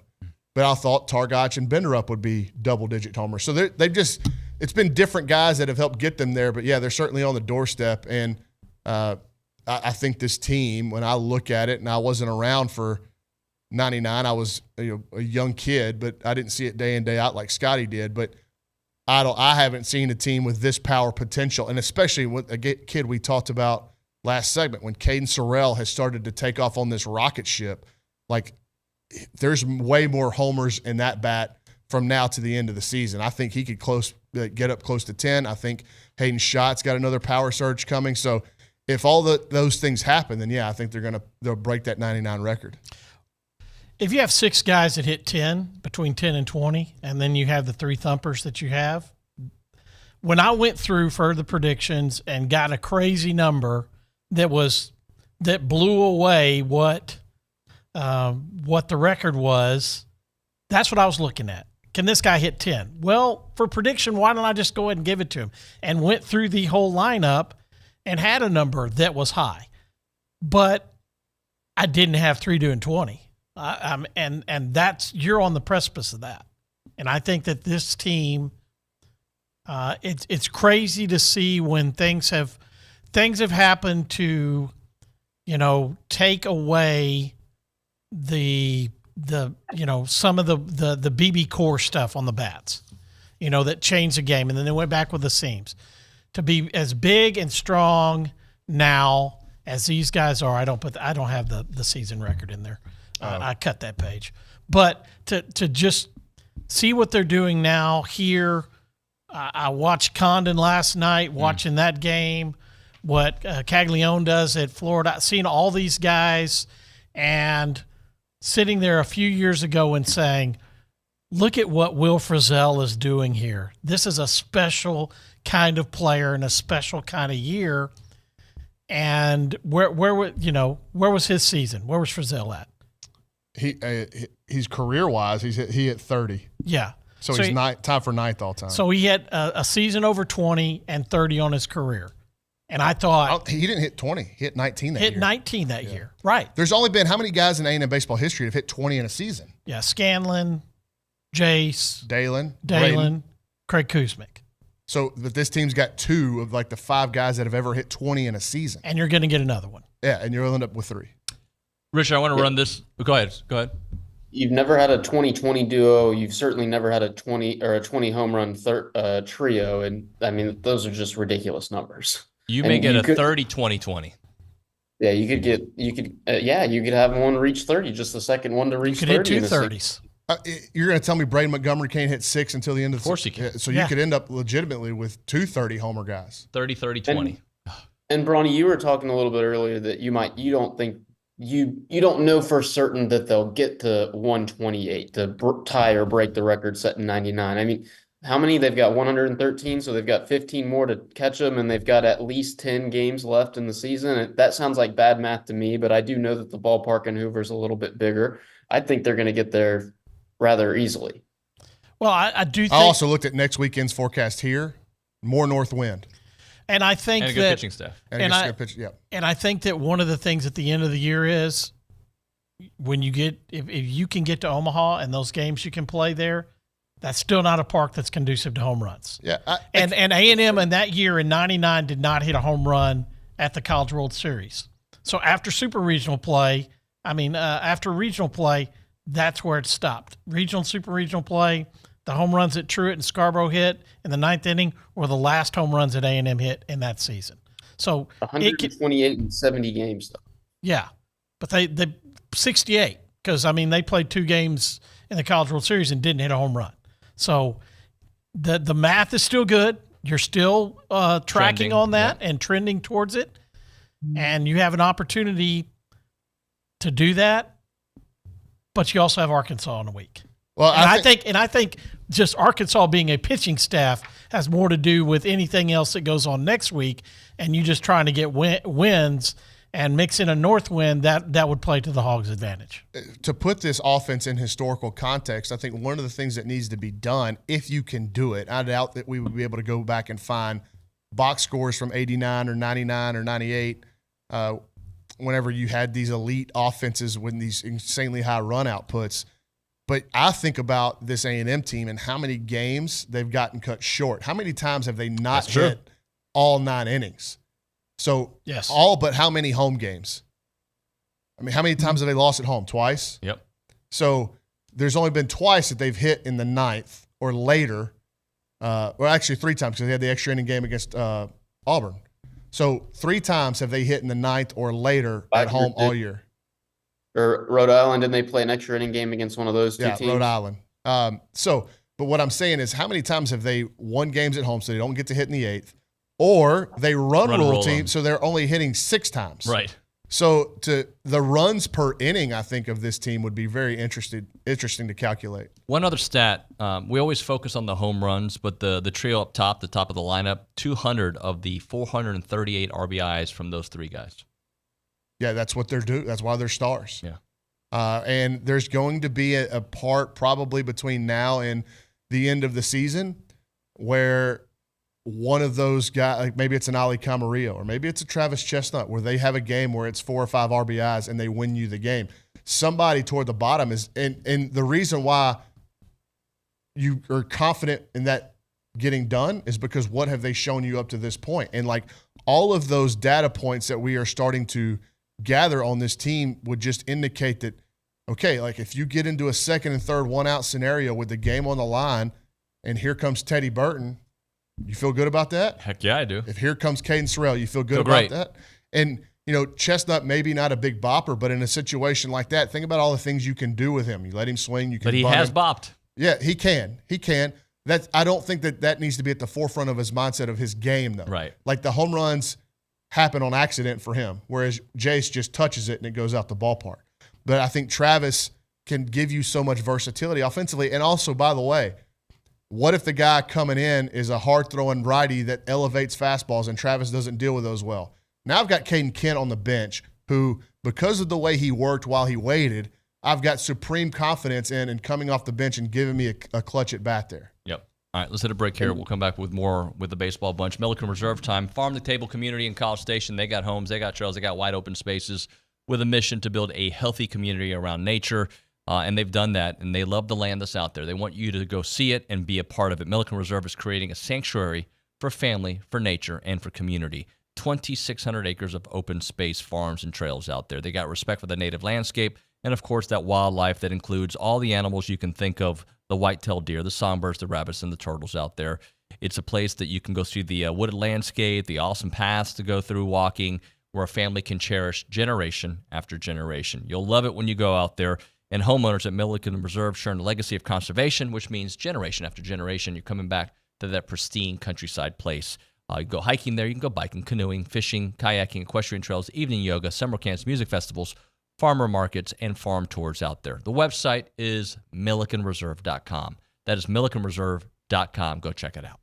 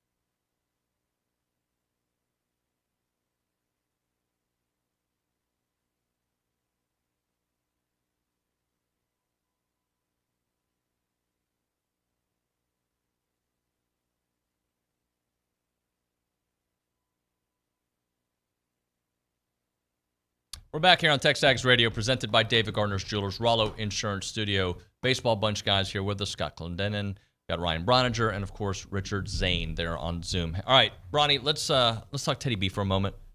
Can they count on him this weekend, you think? Yeah, I think he probably could have played on Tuesday night if it was a meaningful game. But I do not think that if he is 98%, they're going to play him. Like, I just don't think it's worth the risk. And you heard Coach Schlossnagle say it this week. You have to mitigate against the competitiveness of a player. That's one of the harder things to do as a coach. If you went to Christian and Cruz and something had been bothering them and like, hey, can you play today? Got a soccer game. One of them's got a left ankle that he rolled. Hey, can you play today? What are they going to say? Yes. Yeah. That happened this week already. Yeah. Right. But you have to be, as the father or the coach, have some discernment and say it's not worth it. Not worth it, right? Just and they're big picture. And they're going to get pissed at you, and that's fine. You got to be able to live with that. So I think that if they probably put him through a more rigorous Thursday workout in Oxford last night than they normally would have, just to test him to see how he felt. I don't know how he woke up this morning, if that's still sore or whatever. But if you see his name in the lineup, that's a really good indication that he is completely healed, or at least they feel that way. Hamstring is something you cannot control while you play. because your natural instinct is to go 100%. Hamstring is the hardest thing to control as a player to not re-injure. Hand, shoulder, all sorts of other things. Knee, those things you can control. Your explosiveness on your hamstring is a natural reaction to giving all your athleticism. Yep. And that is why this is the strangest thing, because you can do what he did the other night. You can hit and not run to first base. Hard to do. Have to think about it when you put a ball in play. You know, you hit a ball to left, you hit a rocket to right field, and that guy comes up and has a plus arm, and you see that he's going to throw to first base. You speed up because you're just jogging it. Your natural instinct as a competitor is to go. And that kind of stuff is so hard to do on a hamstring. He plays at 100%.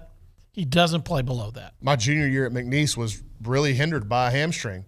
And it did it similarly to Teddy. I was stretched out to catch a errant pickoff throw, and I just felt it tug. And I tried to play through it. Ended up having to come out of that game. And then I was like rehabbing, and I was, all right, 2 weeks, I feel better. Let's go back and play. And then it would happen again. It happened like 2 or 3 times that year where I couldn't play for an extended period of time because every time I try to go back, and to Scott's point, like you'd hit a ball and your first reaction is run. And then you immediately, that grabs and you redo it. So it's sometimes that's a 2-month recovery just to feel normal. And look, that was 15 years ago. Their ability to take images of hurt muscles now and way better. Get them mended is much more efficient now than it was then. So they're going to have a much clearer picture of exactly what's wrong with Teddy. That's why I was a little bit more bullish on Gavin being able to return, because I obviously those MRIs and everything were clear. And then I had heard that everything that they had done with checking the knee looked and felt really sound. So, but with a hamstring, I'm sure that they are going to be super precautionary with it. Richard, I want to go to you. This is something we've talked about, but just the fact that this staff got the right transfers, not only just excellent players, right, but to make it work. I think that is something that in a world where we see a lot of transfers and sometimes it doesn't work, this team has gotten the right transfers to produce and also be a part of the culture. I don't think it's just this team. I think it's this program under this coaching staff. I mean, go back to the first year they were here. Where's this team without Troy Claunch? Or where was that team without Troy Claunch or Dylan Rock or Micah Dallas or Polish. Jack Moss and Hunter Haas and Cole Kaler and all sorts of guys, right? This team specifically, obviously, Braden Montgomery's the headliner. He's going to be a first round pick, probably a top 10 pick, and he's going to be a first team consensus All-American most likely. But where's this team without Jackson Appel, right? Switch hitting catcher, plays every single game for you. He's pretty good behind the plate as well. He's got how many home runs? 9 home runs, contributing to the fact that they're going to end up getting close, if not breaking the all-time record for the team. He's going to be the first team all-conference catcher if it's not the kid from Georgia. Like one of those two is going to be first team all-conference catcher. So he's going to be an all-conference catcher one way or the other, first or second team is what you're telling me. Hey, there's Big Jen. Hey, Big Jen's back there. What's up? What's up, brothers? No, I'm on the air right now. Hi. Melissa says hi too. Mom, what do you think about Ted Burton's impact on the team? So good. What do I think about Ted Burton's impact? I think it's been He's good. I think he's been a very positive influence on the team. I like what I've seen so far.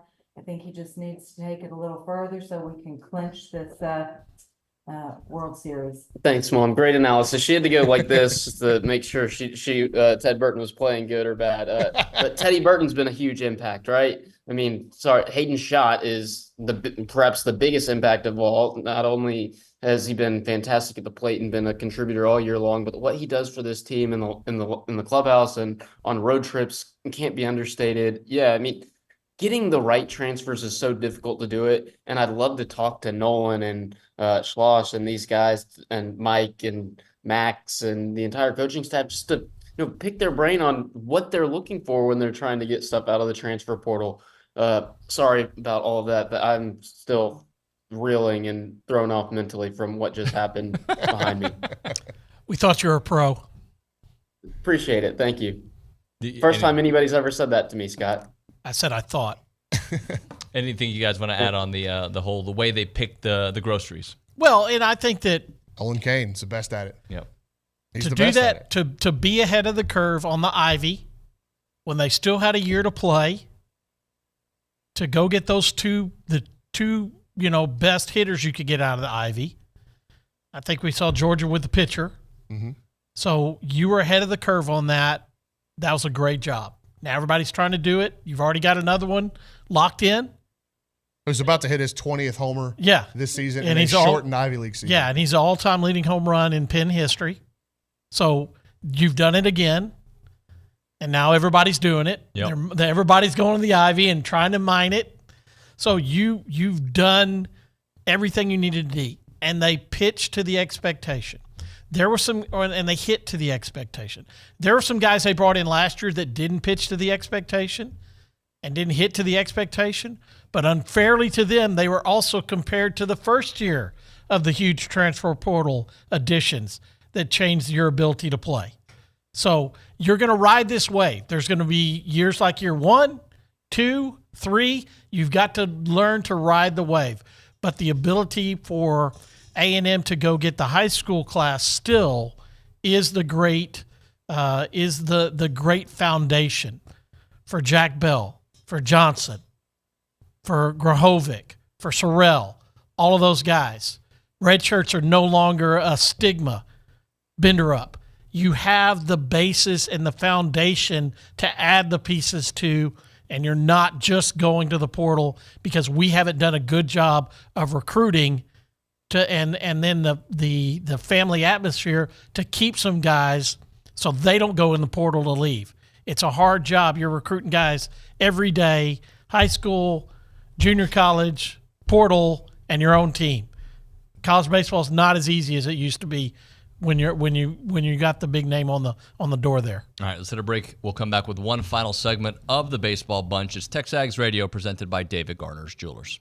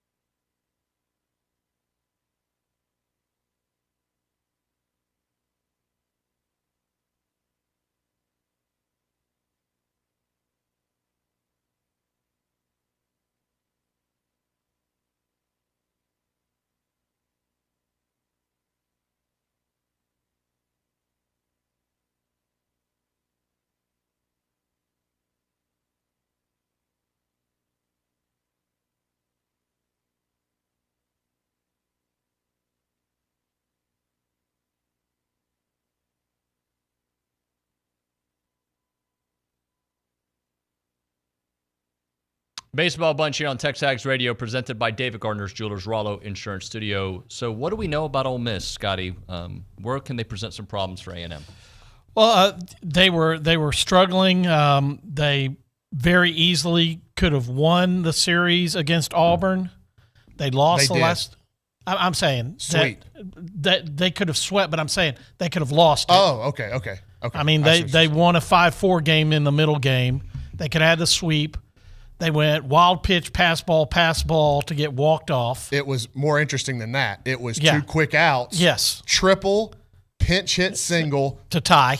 Yes. Pass ball. Yeah. So, that was they had a chance to do what I thought to play one game better than LSU for your conference, where you end up in conference play.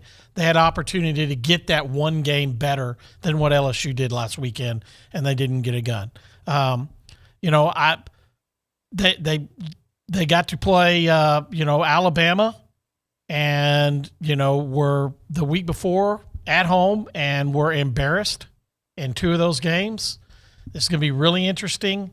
I think the opposite of LSU, they're going to have a bunch of people show up in game 1, and it show me if I'm coming back for game 2 and game 3, as opposed to LSU it was a mediocre crowd in game 1. They won it, and then everybody showed up for the next 2 games. They're going to be there on day 1. It's graduation weekend this weekend.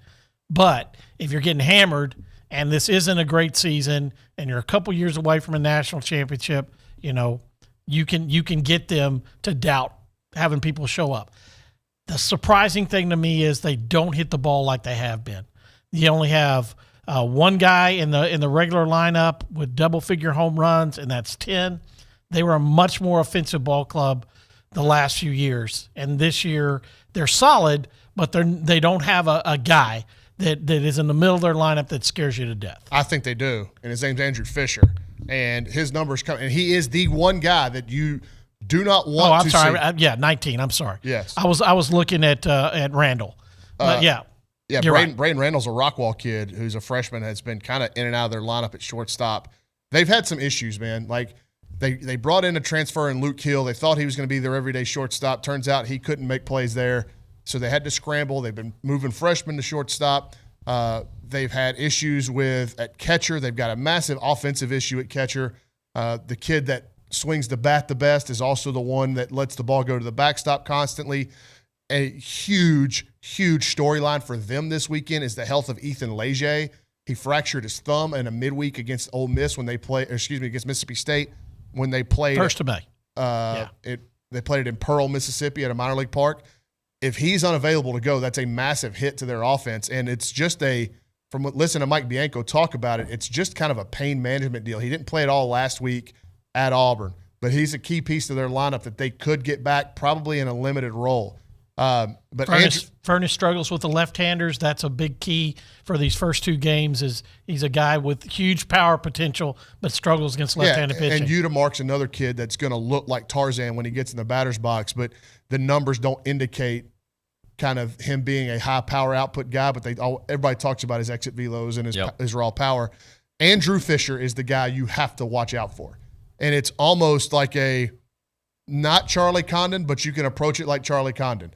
The difference is Georgia. I think Georgia's the best team that Texas A&M has played this year, and I don't know that there's anybody close. Like, I honestly believe Georgia – I actually texted Kendall Rogers this last night. I'm watching that game against South Carolina and going, I think Georgia is, A, extremely good, and B, good enough to win the whole thing. I think that lineup is incredibly talented. But for A&M this weekend against Ole Miss – if you just play to your standard and don't let the crowd get you out of your game, I think they'll be fine. Richard, we got about a minute left. Any parting shots? Just take advantage of that pitching step. I was looking at those numbers this morning in that conference play. It's like a 7.85 conference ERA. Teams are hitting almost 300 against them.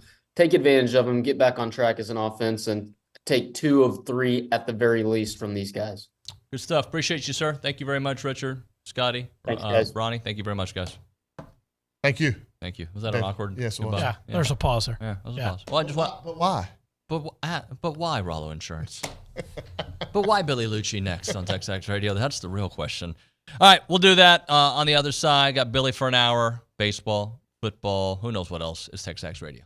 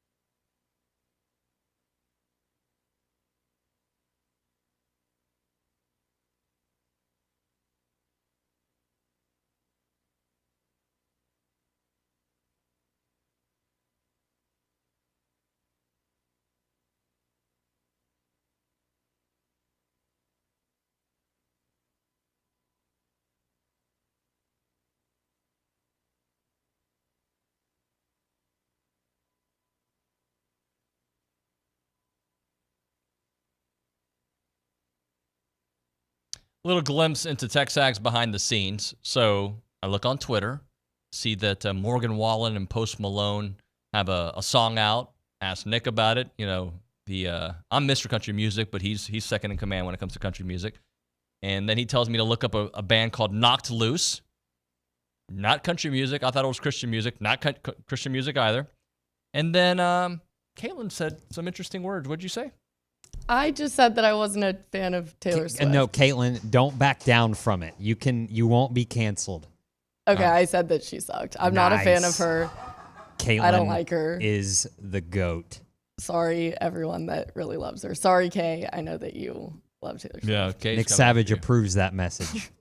Anyway, that caught me off guard. I wasn't expecting for this show to be like MTV. Yeah, but by the way, did you watch MTV growing up, Nick? Was that a thing for your age? Yeah, like we used to watch like Ridiculousness, Rob Dyrdek's Fantasy Factory. Never heard of any of these shows. Nitro Circus, I think, was on MTV.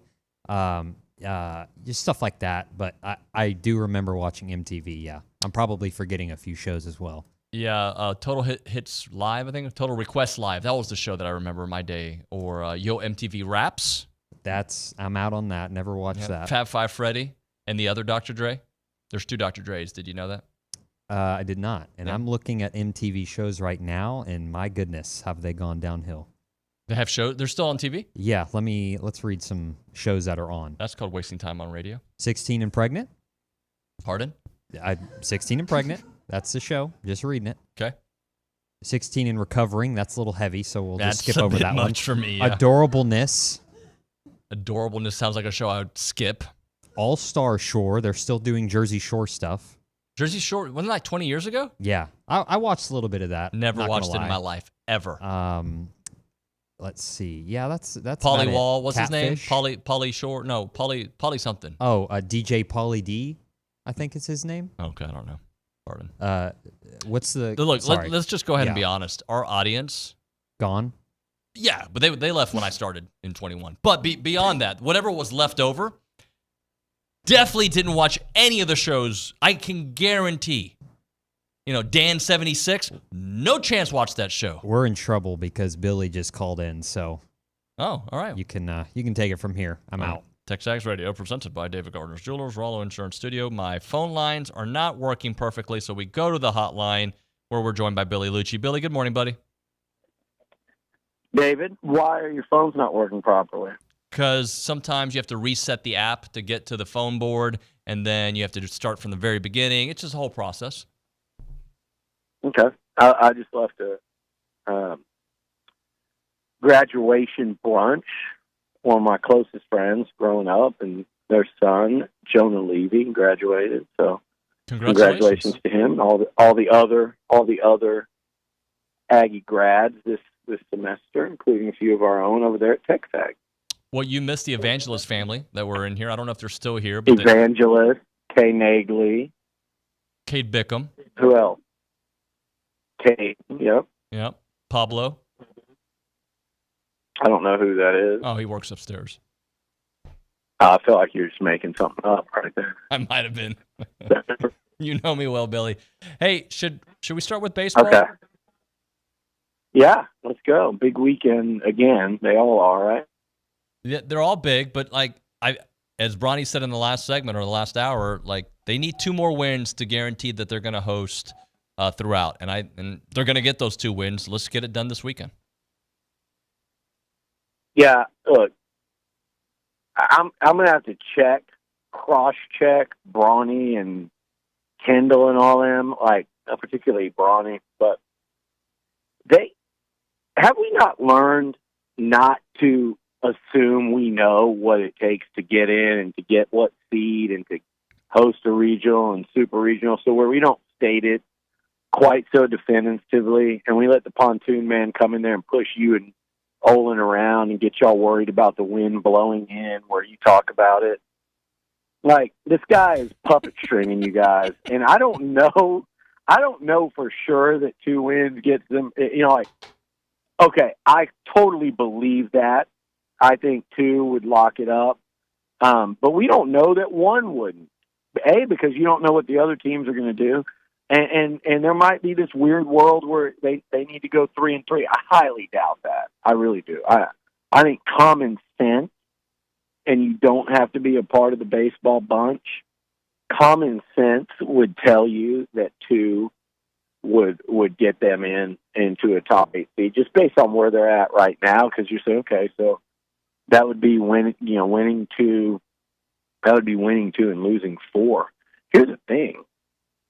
this baseball team can win every game they play. And if you want to say, okay, well, let's keep it a little more within reason, I would think, 4-2 is just as likely as 2-4.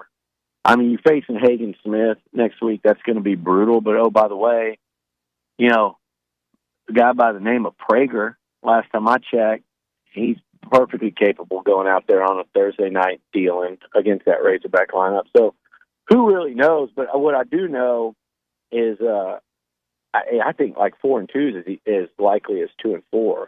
And so, do I think they'll get that this weekend? I do. Do I think it'll be easy? No way. Ole Miss is just like LSU. They're fighting for their lives. They're and probably even more so. And they're doing it at home. And oh, by the way, they won a national title 2 years ago. This is not a team that is, has no talent. In fact, look at Auburn's record in this league and how tough it was for A&M to win 2 of those 3 games. I mean, they ended up sweeping them, but a couple of them, particularly that last one, and that was at home. So everybody in this conference we know is good, and especially at home, where early in the year it was like no road teams were winning series. So if the Aggies can get 2 or 3, I would consider it a great weekend in Oxford. What do you think is the biggest key, though? Is it getting some starting pitching to go deep? Obviously, it looks like Braden's back on track. Jace has been on track. Gavin Grahovic's been on track. So is it about the pitching here? I'd love to see Teddy Burton work his way back into the lineup and onto the field. I think that'd be massive. But I also agree with Slosh that he, in no world, if you told me, hey, if he plays, if we sit him this weekend, we have zero concern the rest of the way. He's fine. If we play him, there's still like a 20% concern, I would say, back and swinging the bat and playing first base. But I think the key, I don't think it's the starting pitcher going deep. I love like what we're seeing out of Sadeo and the effort Rudis is coming off of last week. All these things didn't get as much run, and I know we talk about it, like Bronny and Scott, and the Goblin and the Little Goblin, Zane and his dad Clendenin. They do a great job of talking about it, but I mean, I don't think it got talked about enough. Like how Cortez pitched that weekend, how Sadeo pitched, Rudis with I think a hell of an effort, and then you've got obviously Aschenbeck. I don't think those guys need to go deep. It'd be great. To me, the successful formula is, and this, these guys all want to do more, but would be your typical effort from Prager, which he's turned into an ace. Your typical effort from Prager, whether that be 6, goes into the 6, sometimes he's going to go into the 7, who knows. But typical effort from him, and then I think, Lampkin is kind of the wild card. He could get you an A-plus outing and win a series. But, I mean, if I can get he and Tanner Jones to both get you, even if it's four quality innings, I mean, I don't think that's necessarily going deep. I mean, but last couple times, they haven't got out of the third. If they could get you 4 quality innings and then you go to that bullpen, there's more than enough length in there to get you through a Saturday, Sunday, if essentially pitching 10, 11 innings on, maybe 12, 13 innings on an entire weekend, they can do that for sure. So I think the key is, Prager's just got to be Prager, but I think the key is, can those guys get you, into the 5th inning? And I think A&M is going to be aces. We can do that. Yeah, I mean, when I did my bank on it, I was banking on Prager being Prager, right? Which we've seen more often than we've seen the other side, right? It'd be great to see Justin Lampkin getting back to when he was going through his little good streak. We need more of that here down the stretch. No question. No doubt about it. Billy Liucci on the phone here getting us ready for the... I didn't follow up. You left me hanging there like I was supposed to follow up, but that was exactly what I had just said. Well, Billy, what I was going to say is I don't do Q&As with my guest on the show, and you're the owner. I do more conversation points for you to take the baton and extend the thought process. But if you'd rather we go Q&A, we go Q&A. I finished. I talked for like 5 minutes. That point was beaten into the ground. Well, I think that we could have done a little more. That's what I think. I'm outside. You want to come in? You want me to hit an early break? You want to keep Of talking? course. All right. So which Hit one? a break. Let's go. All right, we're going to hit a break. Let's break. When we come back, more Billy Liucci here on TexAgs Radio. So the Aggies are not at home, obviously. They're at Ole Miss. So we will see them back against Arkansas next week. And when you go to Bluebell, you know what you can do? Get yourself some Costa Vida. They got an awesome menu there. I love going to Costa Vida. Get the home run combo. Say hi to Jace. And, of course, Ryan Targach. The food there is fantastic. The people are great. You know Holly when you go to Costa Vida. You can get that there at Bluebell, all right? Great menu there. You'll want to see the house-mothered quesadillas, you name it, all the great food. And when you go in South College Station, you got to get the tortilla soup. The tortilla soup is one of my go-tos every time I go. I love the tortilla soup there, but you can get a lot of stuff, right? You can get quesadillas. You can get everything, right? The combos there are fantastic. When you go to Costa Vida, you know it's going to be fresh Mex done the right way where each ingredient matters. They've been doing it for a long time here. They've got the sweet pork quesadillas. They got the raspberry chipotle chicken salad. They got the shrimp tacos with mango salsa. They got the chips and the queso. They've got key lime pie for dessert. They've got the breakfast tacos in the morning. You name it, they'll do it for you there at Costa Vida because the food is so, so delicious there in South College Station. Go check them out, 4501 Mills Park Circle in College Station. Aggie owned and operated. Go to Costa Vida in South College Station.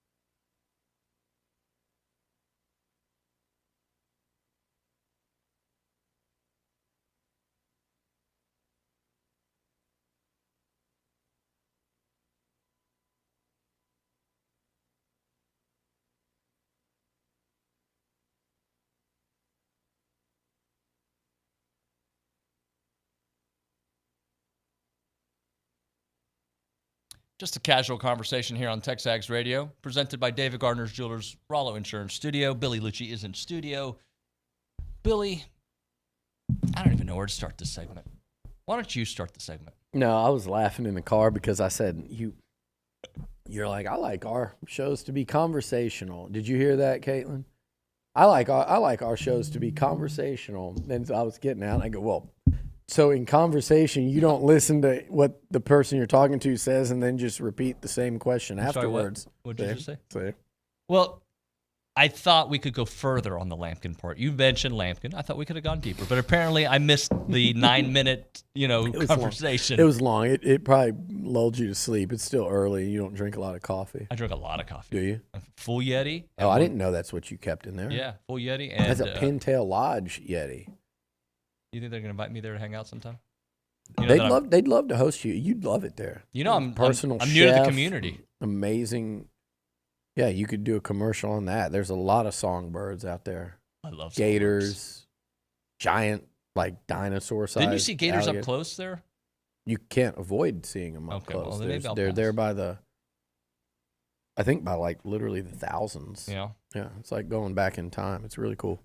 Can we just yes finish up baseball a little bit? Mm-hmm. And you brought up something that I thought was interesting because I think you're exactly right. Like we do these things when it comes to NCAA basketball tournament, and we do this for the College World Series or the baseball tournament, where we start thinking, well, if you win 2 more, this means that. The reality is we're not on the committee. We'll never know. It does make for interesting conversation on the air, but the facts is all you can do is play. This sounds like a coach. Play the game in front of you, win those games, and then you will go where they deem you to go. There was a time where I think we all thought, including Expertinger and Scott, the Gobbler, they were walking around, and there would probably been a weird pitch Zane sitting there in high school at the time, assuming that Texas A&M was going to get a top 8 national seed in, what was it, 15 or 16, that they didn't. The big Eric Hyman fiasco where he came on the show and basically talked about why A&M didn't deserve the seed, when he was on the committee. I've heard you guys talk about that. Legit it was one of the worst segments by an AD maybe in college athletics history. But and there was a coach up at TCU that I really did not like because he was beating A&M regularly. Mm-hmm. He may or may not appear on our show twice a week right now. And we like him very much. It's funny how that works, right? Yeah. Never knew him. First time I met him, we've been like, we'll be friends. Boys. Yeah, no matter what. But when he was at TCU, I did not like that Slosh guy because he was steadily beating A&M. And they got A&M did not get that top 8 national seed, and it was nightmare. So never assume, right? Mm-hmm. But the second part of that is, man, there's 2 ways to go into the tournament, right? Like last year, A&M fought this battle to get in, and you're like, okay, you never know what can happen. Look at what Ole Miss did. This team's got, a nice lineup, and they got Boast and Lavalette and Targach was hit. You got all these Jack Moss and put them in a regional, who knows what happens. And Braden Montgomery and Stanford learned that in that first game when A&M beat them. And they were 1 game away from probably hosting a super, from everything I've heard post-mortem, probably hosting a super against the Texas Longhorns. They were 1 game away from that. So that was like hopeful. A&M basketball this year. Oh, man, it's been, an up and down, disappointing regular season or conference play. If they can just get in, though, man, when this team's playing good, we know how good. So you're hopeful.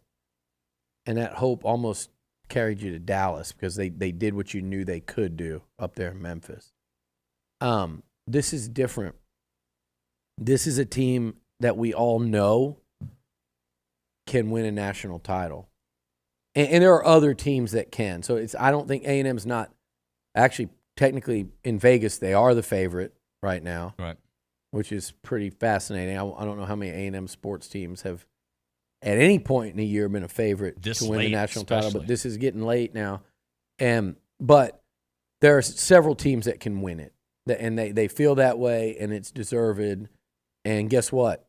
no one out of that group might win it. It might be Coastal Carolina or Fresno State or Ole Miss. You know, it happens a lot in this sport. But there's a handful of teams that when you look at how they're built, what their body of work is this season, that you look at and go, that team can win the national title this year. And we know that Texas A&M is one of those teams that can win it. And you know what that's doing to all of us. We're all getting very anxious, and it's a different type of stress that we're not used to. It's like, when has there been an A&M team? It's kind of like March Madness, where if you win one, then the stress builds. But this has been like for a couple months now where we've known this about this team. And every weekend, you just want to see them take one more step towards it and better their position and take one more step towards it. So it's really stressful because we know how bad we all want it. We know how bad those coaches and players want it. And it is definitely added to, I think, when you go lose 2 out of 3 to LSU, the reaction, I think, was like, and I'm the first one that'll sit there and watch and get frustrated and pissed if you give up a 3-run. I mean, I'm sitting there like that. But then you have to take a step back before you hit send or before you tweet, and take a step back and just go, all right, they went into Baton Rouge and lost 2 out of 3. They hadn't lost a series since, you know. But the reason why is we all want it so damn bad. It's a lot of pressure on those guys. They're lucky they got guys like Hayden Schott, Jace. I think they've got Slosh has, I think, reinvented himself down here. For just talking to everyone that really knows him, and even him himself. Like, I remember him telling me after the Louisville win that it was the first Gatorade bath he'd ever gotten. I'm like, of all the things he's done, yeah. So his team, while he is the ultimate disciplinarian, there is a level of these guys. He's allows these guys to have a lot of fun, and they bring him in as part of the fun too. And I think he's really embraced and enjoying that, going all the way back to a couple years ago in the Pringles and all that. His staff is young, energetic, very young and energetic, and it's just a good vibe over there. So I'm not worried about them handling the pressure. I think us as fans and people that cover this team, we all want it so bad. So it's like, oh man, it's the ultimate pressure this weekend and last weekend and the next, because you want to feel like you're still trending towards that goal. I'm to the point now where I know this. I don't care what regional you try to set up, what super regional you try to set up. I would love them to be, I think, the number 2 overall seed. I don't know, for some reason I don't want 1. But I would love for them to be like the number 2 overall seed. But if they're 2, if they're 7 or 8, it doesn't really matter, just that they're playing across the street. And if you can tell me that they don't have to play anywhere but Bluebell Park between now and Omaha, I will feel really good about them getting there, because you don't know what's going to happen. Right. You could draw the worst possible matchup for you as a 15 seed, or you could run into a red hot team, or you could have one bad day in a game 2 and really have a hard time getting out of your regional, or in the super, they might have one ace that can win a 4-3 game against Prager, and then you're on the rope. So, or any of those teams could get beat, and you just don't know whether it's the 9 seed or the 16 seed. Any one of them cannot make it out of their regional. It happens every year, every time. So instead of, I'm past worrying about like how high they climb in that top 8, because I know what we got as a team. Right. What I want to see is just host that regional and be locked into that super if you advance. And I think if they do that, they'll be in Omaha. I'm not saying it'll be easy, but I think they will be. But I want to spend a moment on talent acquisition and remembering where we were when Schloss took over, and then the 22 recruiting class started happening. And I remember Bronny and yourself talking about like this baseball team that he's putting together, this group of guys rivals the football thing.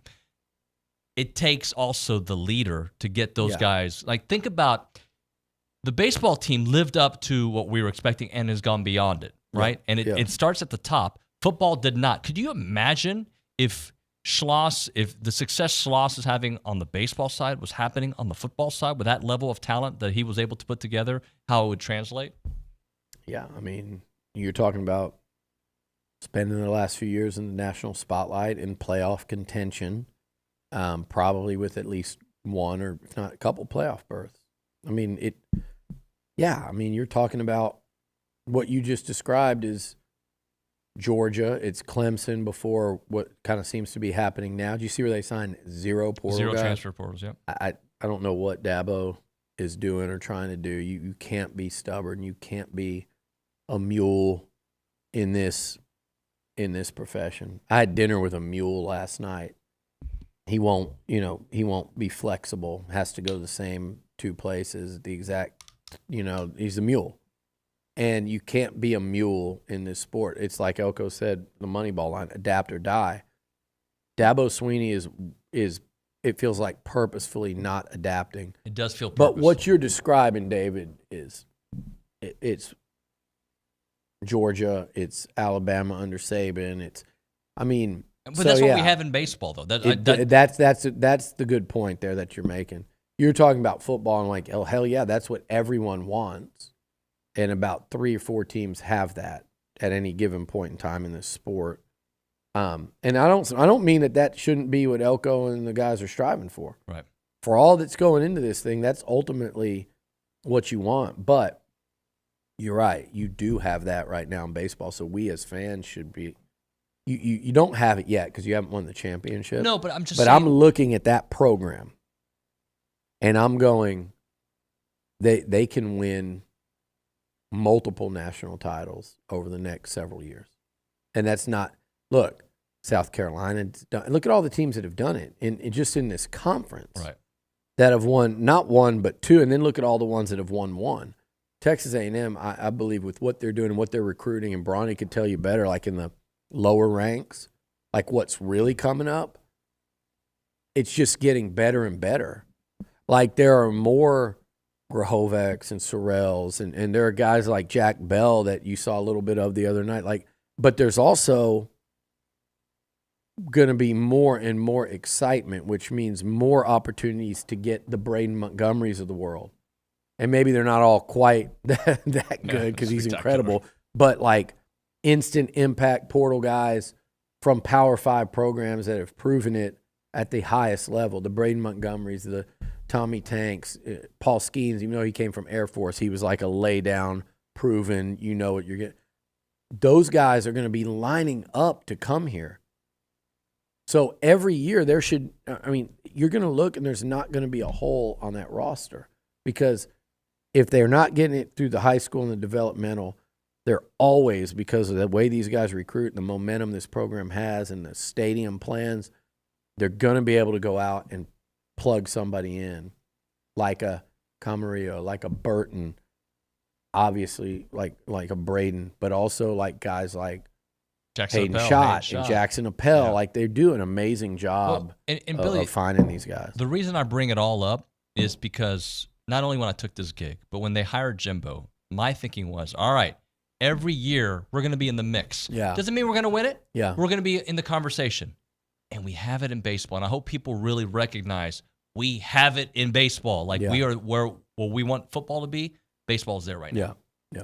And I'll say this about, and it's different. Aggie basketball is one. I heard y'all talking about it earlier. And I go, how much different do we feel? And I know like last regular season or SEC season in particular, they were too inconsistent and they were, they lost some games they never should have lost. But they got there and they were really good when they were there. And they've been really good in the conference tournament the last 3 years, a couple of those years, great. And I'd say even this past year they were great with those couple of wins, and then they lost that close one to Florida where they were blowing the doors off them. How different does this narrative look? Because this is the world I'm living in where I'm going, Buzz Williams and that staff and that team have earned 3 straight tournament berths. Now, the counter there would be, well, it's really only 2, and they only won 1 game. But we know they earned it. They got ambushed by Penn State. They ambushed Nebraska. They lost an instant classic to U of H. they should have been in 3 tournaments in a row. They have earned their way into 3. And how much different does it feel if you say that and like, hey, Texas A&M and Buzz are looking for their 4th straight tournament berth, along with these portal guys. And I said this the other day. I saw the kind of some of these basketball insiders. And I don't mean that as an insult, but they're not really insiders. There's so many people on Twitter now that are Aggies that want to. They're just kind of aggregators. Maybe they'll slide in the DMs of like the lowest level staffers. Maybe there's a coach somewhere along the way that doesn't have the common sense and realize he's just talking to somebody off social media. They can get through to the players now through social media, and they'll badger them and stuff. And I'm not everyone. Some of these people have built like credible, but most of them are just like aggregators, and then they post stuff on social media as if it's their own. But then there are people that are just real fans that just really like the stuff and follow it very closely. And there was one of the guys. That's the guy I'm talking about. He's just a big time fan.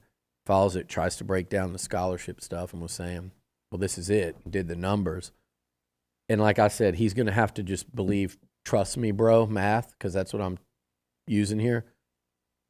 If they can get the right guy, they can add one more guy in the portal.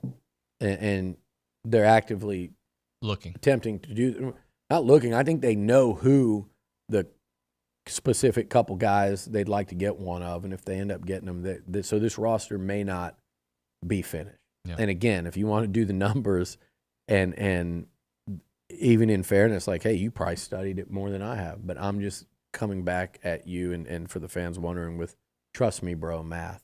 It can happen. It can happen. All right, let's hit a break here. Hush and whisper. I want to talk a little football. Okay. What you guys were talking about earlier. I got some thoughts. What were we talking about? The schedule thing. Yeah. And all the things y'all been talking about this week. Yep, we'll get into it. Hush and Whisper time, innovative distillery cocktail lounge founded to defy convention and distill true grain to glass spirits. Awesome place. If you haven't been down to downtown Bryan, first off, downtown Bryan is beautiful. It's cool. It's popping. But if you head out to the Hush and Whisper, you're going to love it. They make their white whiskey there, 70% corn, 16% wheat, 14% malted barley. Original vodka done there, original gin. They source the finest local ingredients by committing to the highest quality of production. It's really a cool place to go hang out. So if you're Friday, Saturday, Thursday night, whatever it may be, and you just want to go have a cool place to chill, hang out, you can go to Hush and Whisper. If you want to feel like you're in the 1930s and just kind of awesome vibe, you go to Hush and Whisper. If you want to learn, you go to Hush and Whisper. You want to do a taste test, you go to Hush and Whisper there. You can reserve a tour and a tasting or just a tasting. You can book an event. You can have a meeting there. You can have celebration. You can have team building. Come by, buy a bottle, experience it at home. Gin, vodka, and white whiskey. It is at 219 North Main Street there at the Verisco Building in downtown Bryan. Again, that is 219 North Main Street. Hours, Main Street. Why did I sing it too? I should have just allowed you. You ruined. I did ruin it. But now people want to go to Hush and Whisper because of my singing. They caught it. 11 a.m. to 11 p.m. Hushandwhisper.com. That's hushandwhisper.com.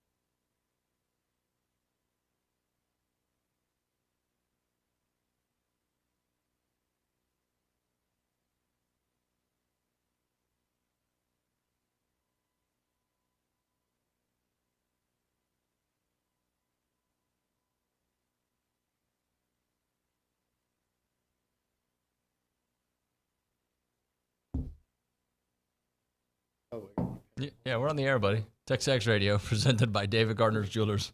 Rollo Insurance Studio, Billy Liucci's in studio. He's going to throw me some hypotheticals because this week we've been doing a lot of thinking, schedule breakdowns. Expert thinks this, we break it down, we give our opinion. We've kind of gone through all the teams in the SEC. Part of what what did we call it, Caitlin? We said not top or bottom, but like whatever we called it. It's I can't remember. The sky, whatever. The ceiling. Ceiling. There you go. The ceiling and the bottom. So we've been kind of going through that for SEC teams. We'll continue doing that for every team that's on A&M's schedule, and we'll go through the entire SEC as well as we go through this offseason. But because Andy Staples, I guess, discussed it on his show and talked about what A&M's highest level could be in playoff contention to potentially a 5-7 team being their lowest level, we've had a lot of dialogue because of it. I'm going to hit you with some hypos here. Okay. Not hypochondria, not hypothermia, but hypotheticals. Okay? By that little thing that we saw, and by whether it's the point spreads or the ranking. So by the point spreads, they have A&M going 11-1. Yeah, that's great. stupid. That was dumb. Well, it's dumb because I would bet you any amount of money that as that season gets closer, A&M won't be favored in 11 of 12 games. Yeah. And certainly throughout the season, for them to do that, they'd have to keep winning. But there are certain games there that I go, I don't understand why A&M would be favored in that. Like right now, LSU at home, I think realistically to me, like I'm looking at it going, I give LSU a slight edge. But I do think A&M will have a great chance to win. Missouri at home, I don't know. These are close ones. I get it. But here's my thing. By rankings, let's say I was listening to those SEC rankings. Per the rankings, they had A&M. This was when they had A&M at 10. Correct. And you know who was behind them? Auburn, South Carolina, Mississippi State, Arkansas, Florida. If they went 5-0 in those, and by that standard, that's got A&M sitting at 5-3 in the conference. If you went straight by the ranking, if they beat Notre Dame and finish 9-3 with losses to LSU, Texas, and Missouri, how do you feel about that? I feel good about that. Okay, I don't want to ever lose to Texas. Here's my offer to Aggies. Okay. Because if you told me right now today that A&M was going to go 9-3, I'd say, do they win a bowl game? And if you said yes, and Elko and company produced 10 wins in year one total, elated, I'd say let's go. Okay, and I know they're capable of doing more, but I'm saying if that was your deal and you said you can have this, then I go, okay, what does that look like, right? So my first question is, would you take, as an Aggie fan, 10-2 regular season, but you lose the first game and the last one? Oy! So you lost to Notre Dame to start the season in front of 100,000 to maybe a top 10, 12 Notre Dame team, and then you lost in front of 105 to Texas, to the damn Longhorns. What's the other in option? The final game, but you won the 10 in between, which means you go into the Texas game at 10-1 with a chance for. And by the way, 10-2 would probably get you in the playoff this year, maybe. And people say it will. It's not for sure because Ole Miss could go better than that. Georgia could go better than that. And if Texas beats you, they could go better. You could be the fourth SEC team. Right. But with the possibility of playoff and all that, would you take 10-2 with losses to Texas and Notre Dame? I'd say leave off the playoff thing. That makes it easy. Everybody would say, give me the playoff. 10-2? Just 10-2. With those losses? 10-2 and no playoff. Okay. You just miss it. Versus 9-3, where you beat Texas. 10-2. I haven't seen 10 wins since when? What about 9-3, where you beat Texas and Notre Dame, and then you lose some? You lose to LSU, Missouri, and a random unexpected one at Auburn. I still think 10 wins, that number. Look, it would suck. 10 wins with losses to Notre Dame at home to start the year and Texas to end it. I still think a 10 wins versus 9-3 and beating both of them. That's a hard one. It's tough because of my hate for Texas. I don't hate Texas or care about them to the point where I'm not that Aggie that give me a win over Texas and I don't care what they do the rest of the year. Most of us aren't that way. That's an old wives' tale. Maybe that's how they felt in the 50s and 60s, and even those guys are going to now come to me. I never felt that, but they probably did at some point along the way. That's not a joke or a myth for no reason. Man, I do think I might trade a win over Texas at home this year for 10 wins. If it meant you're going to lose one more game. If that was the offer, I might take it. If I wasn't going to the playoff at 10-2. But if you beat Notre Dame to start the year, and what that would do in terms of catching everyone's attention, and then you beat Texas to end it, to send you into that bowl season and off season. And oh, by the way, though, I mean, it's a tough one because I say no playoff, right, at 10-2. So that's a tough one to go off of. Well, just think about this. The opportunity to win 11 in that scenario. Yes, not the playoffs, but 11. Would you rather see A&M? I guess it doesn't really matter anymore. I was going to say, would you rather see A&M beat Notre Dame, or if I go 2-0 against Missouri and LSU?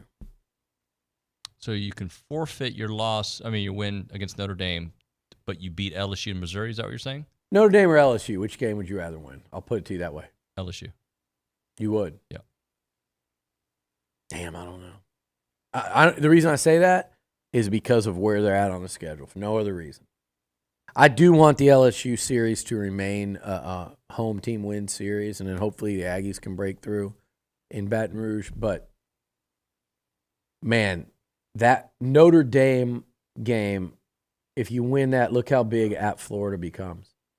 And if you win that, kind of go ahead and look how big that Missouri game could be. It'd be huge. You could be talking about 2 top 12 teams or something meeting in early October. Then look how big that, so Notre Dame one's really interesting because it's not your typical opener.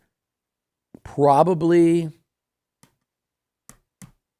is it the biggest season opener since when? Florida State?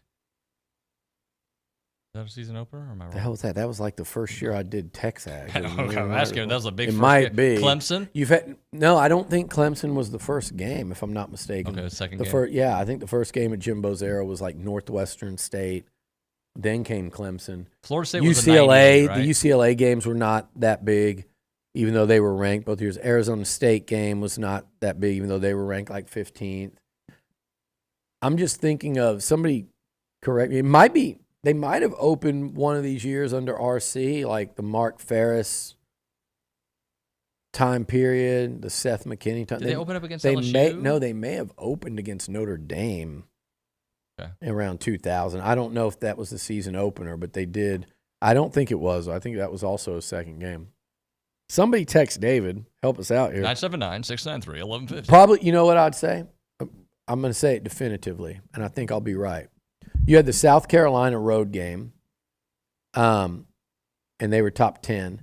But I think this would be bigger. I agree. Mike Elko's first game, it's Notre Dame. It's the freaking Fighting Irish, dude. Let's not forget the brand that's coming in here.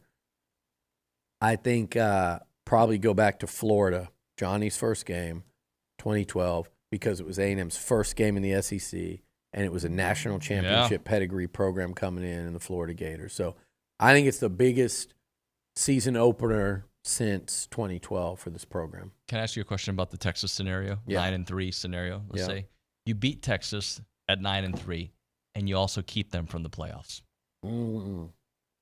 Nice. How about you beat them and you knock them to 9-3, and your 9-3 feels like this, and theirs feels like that, and the recruiting momentum, adjusts accordingly.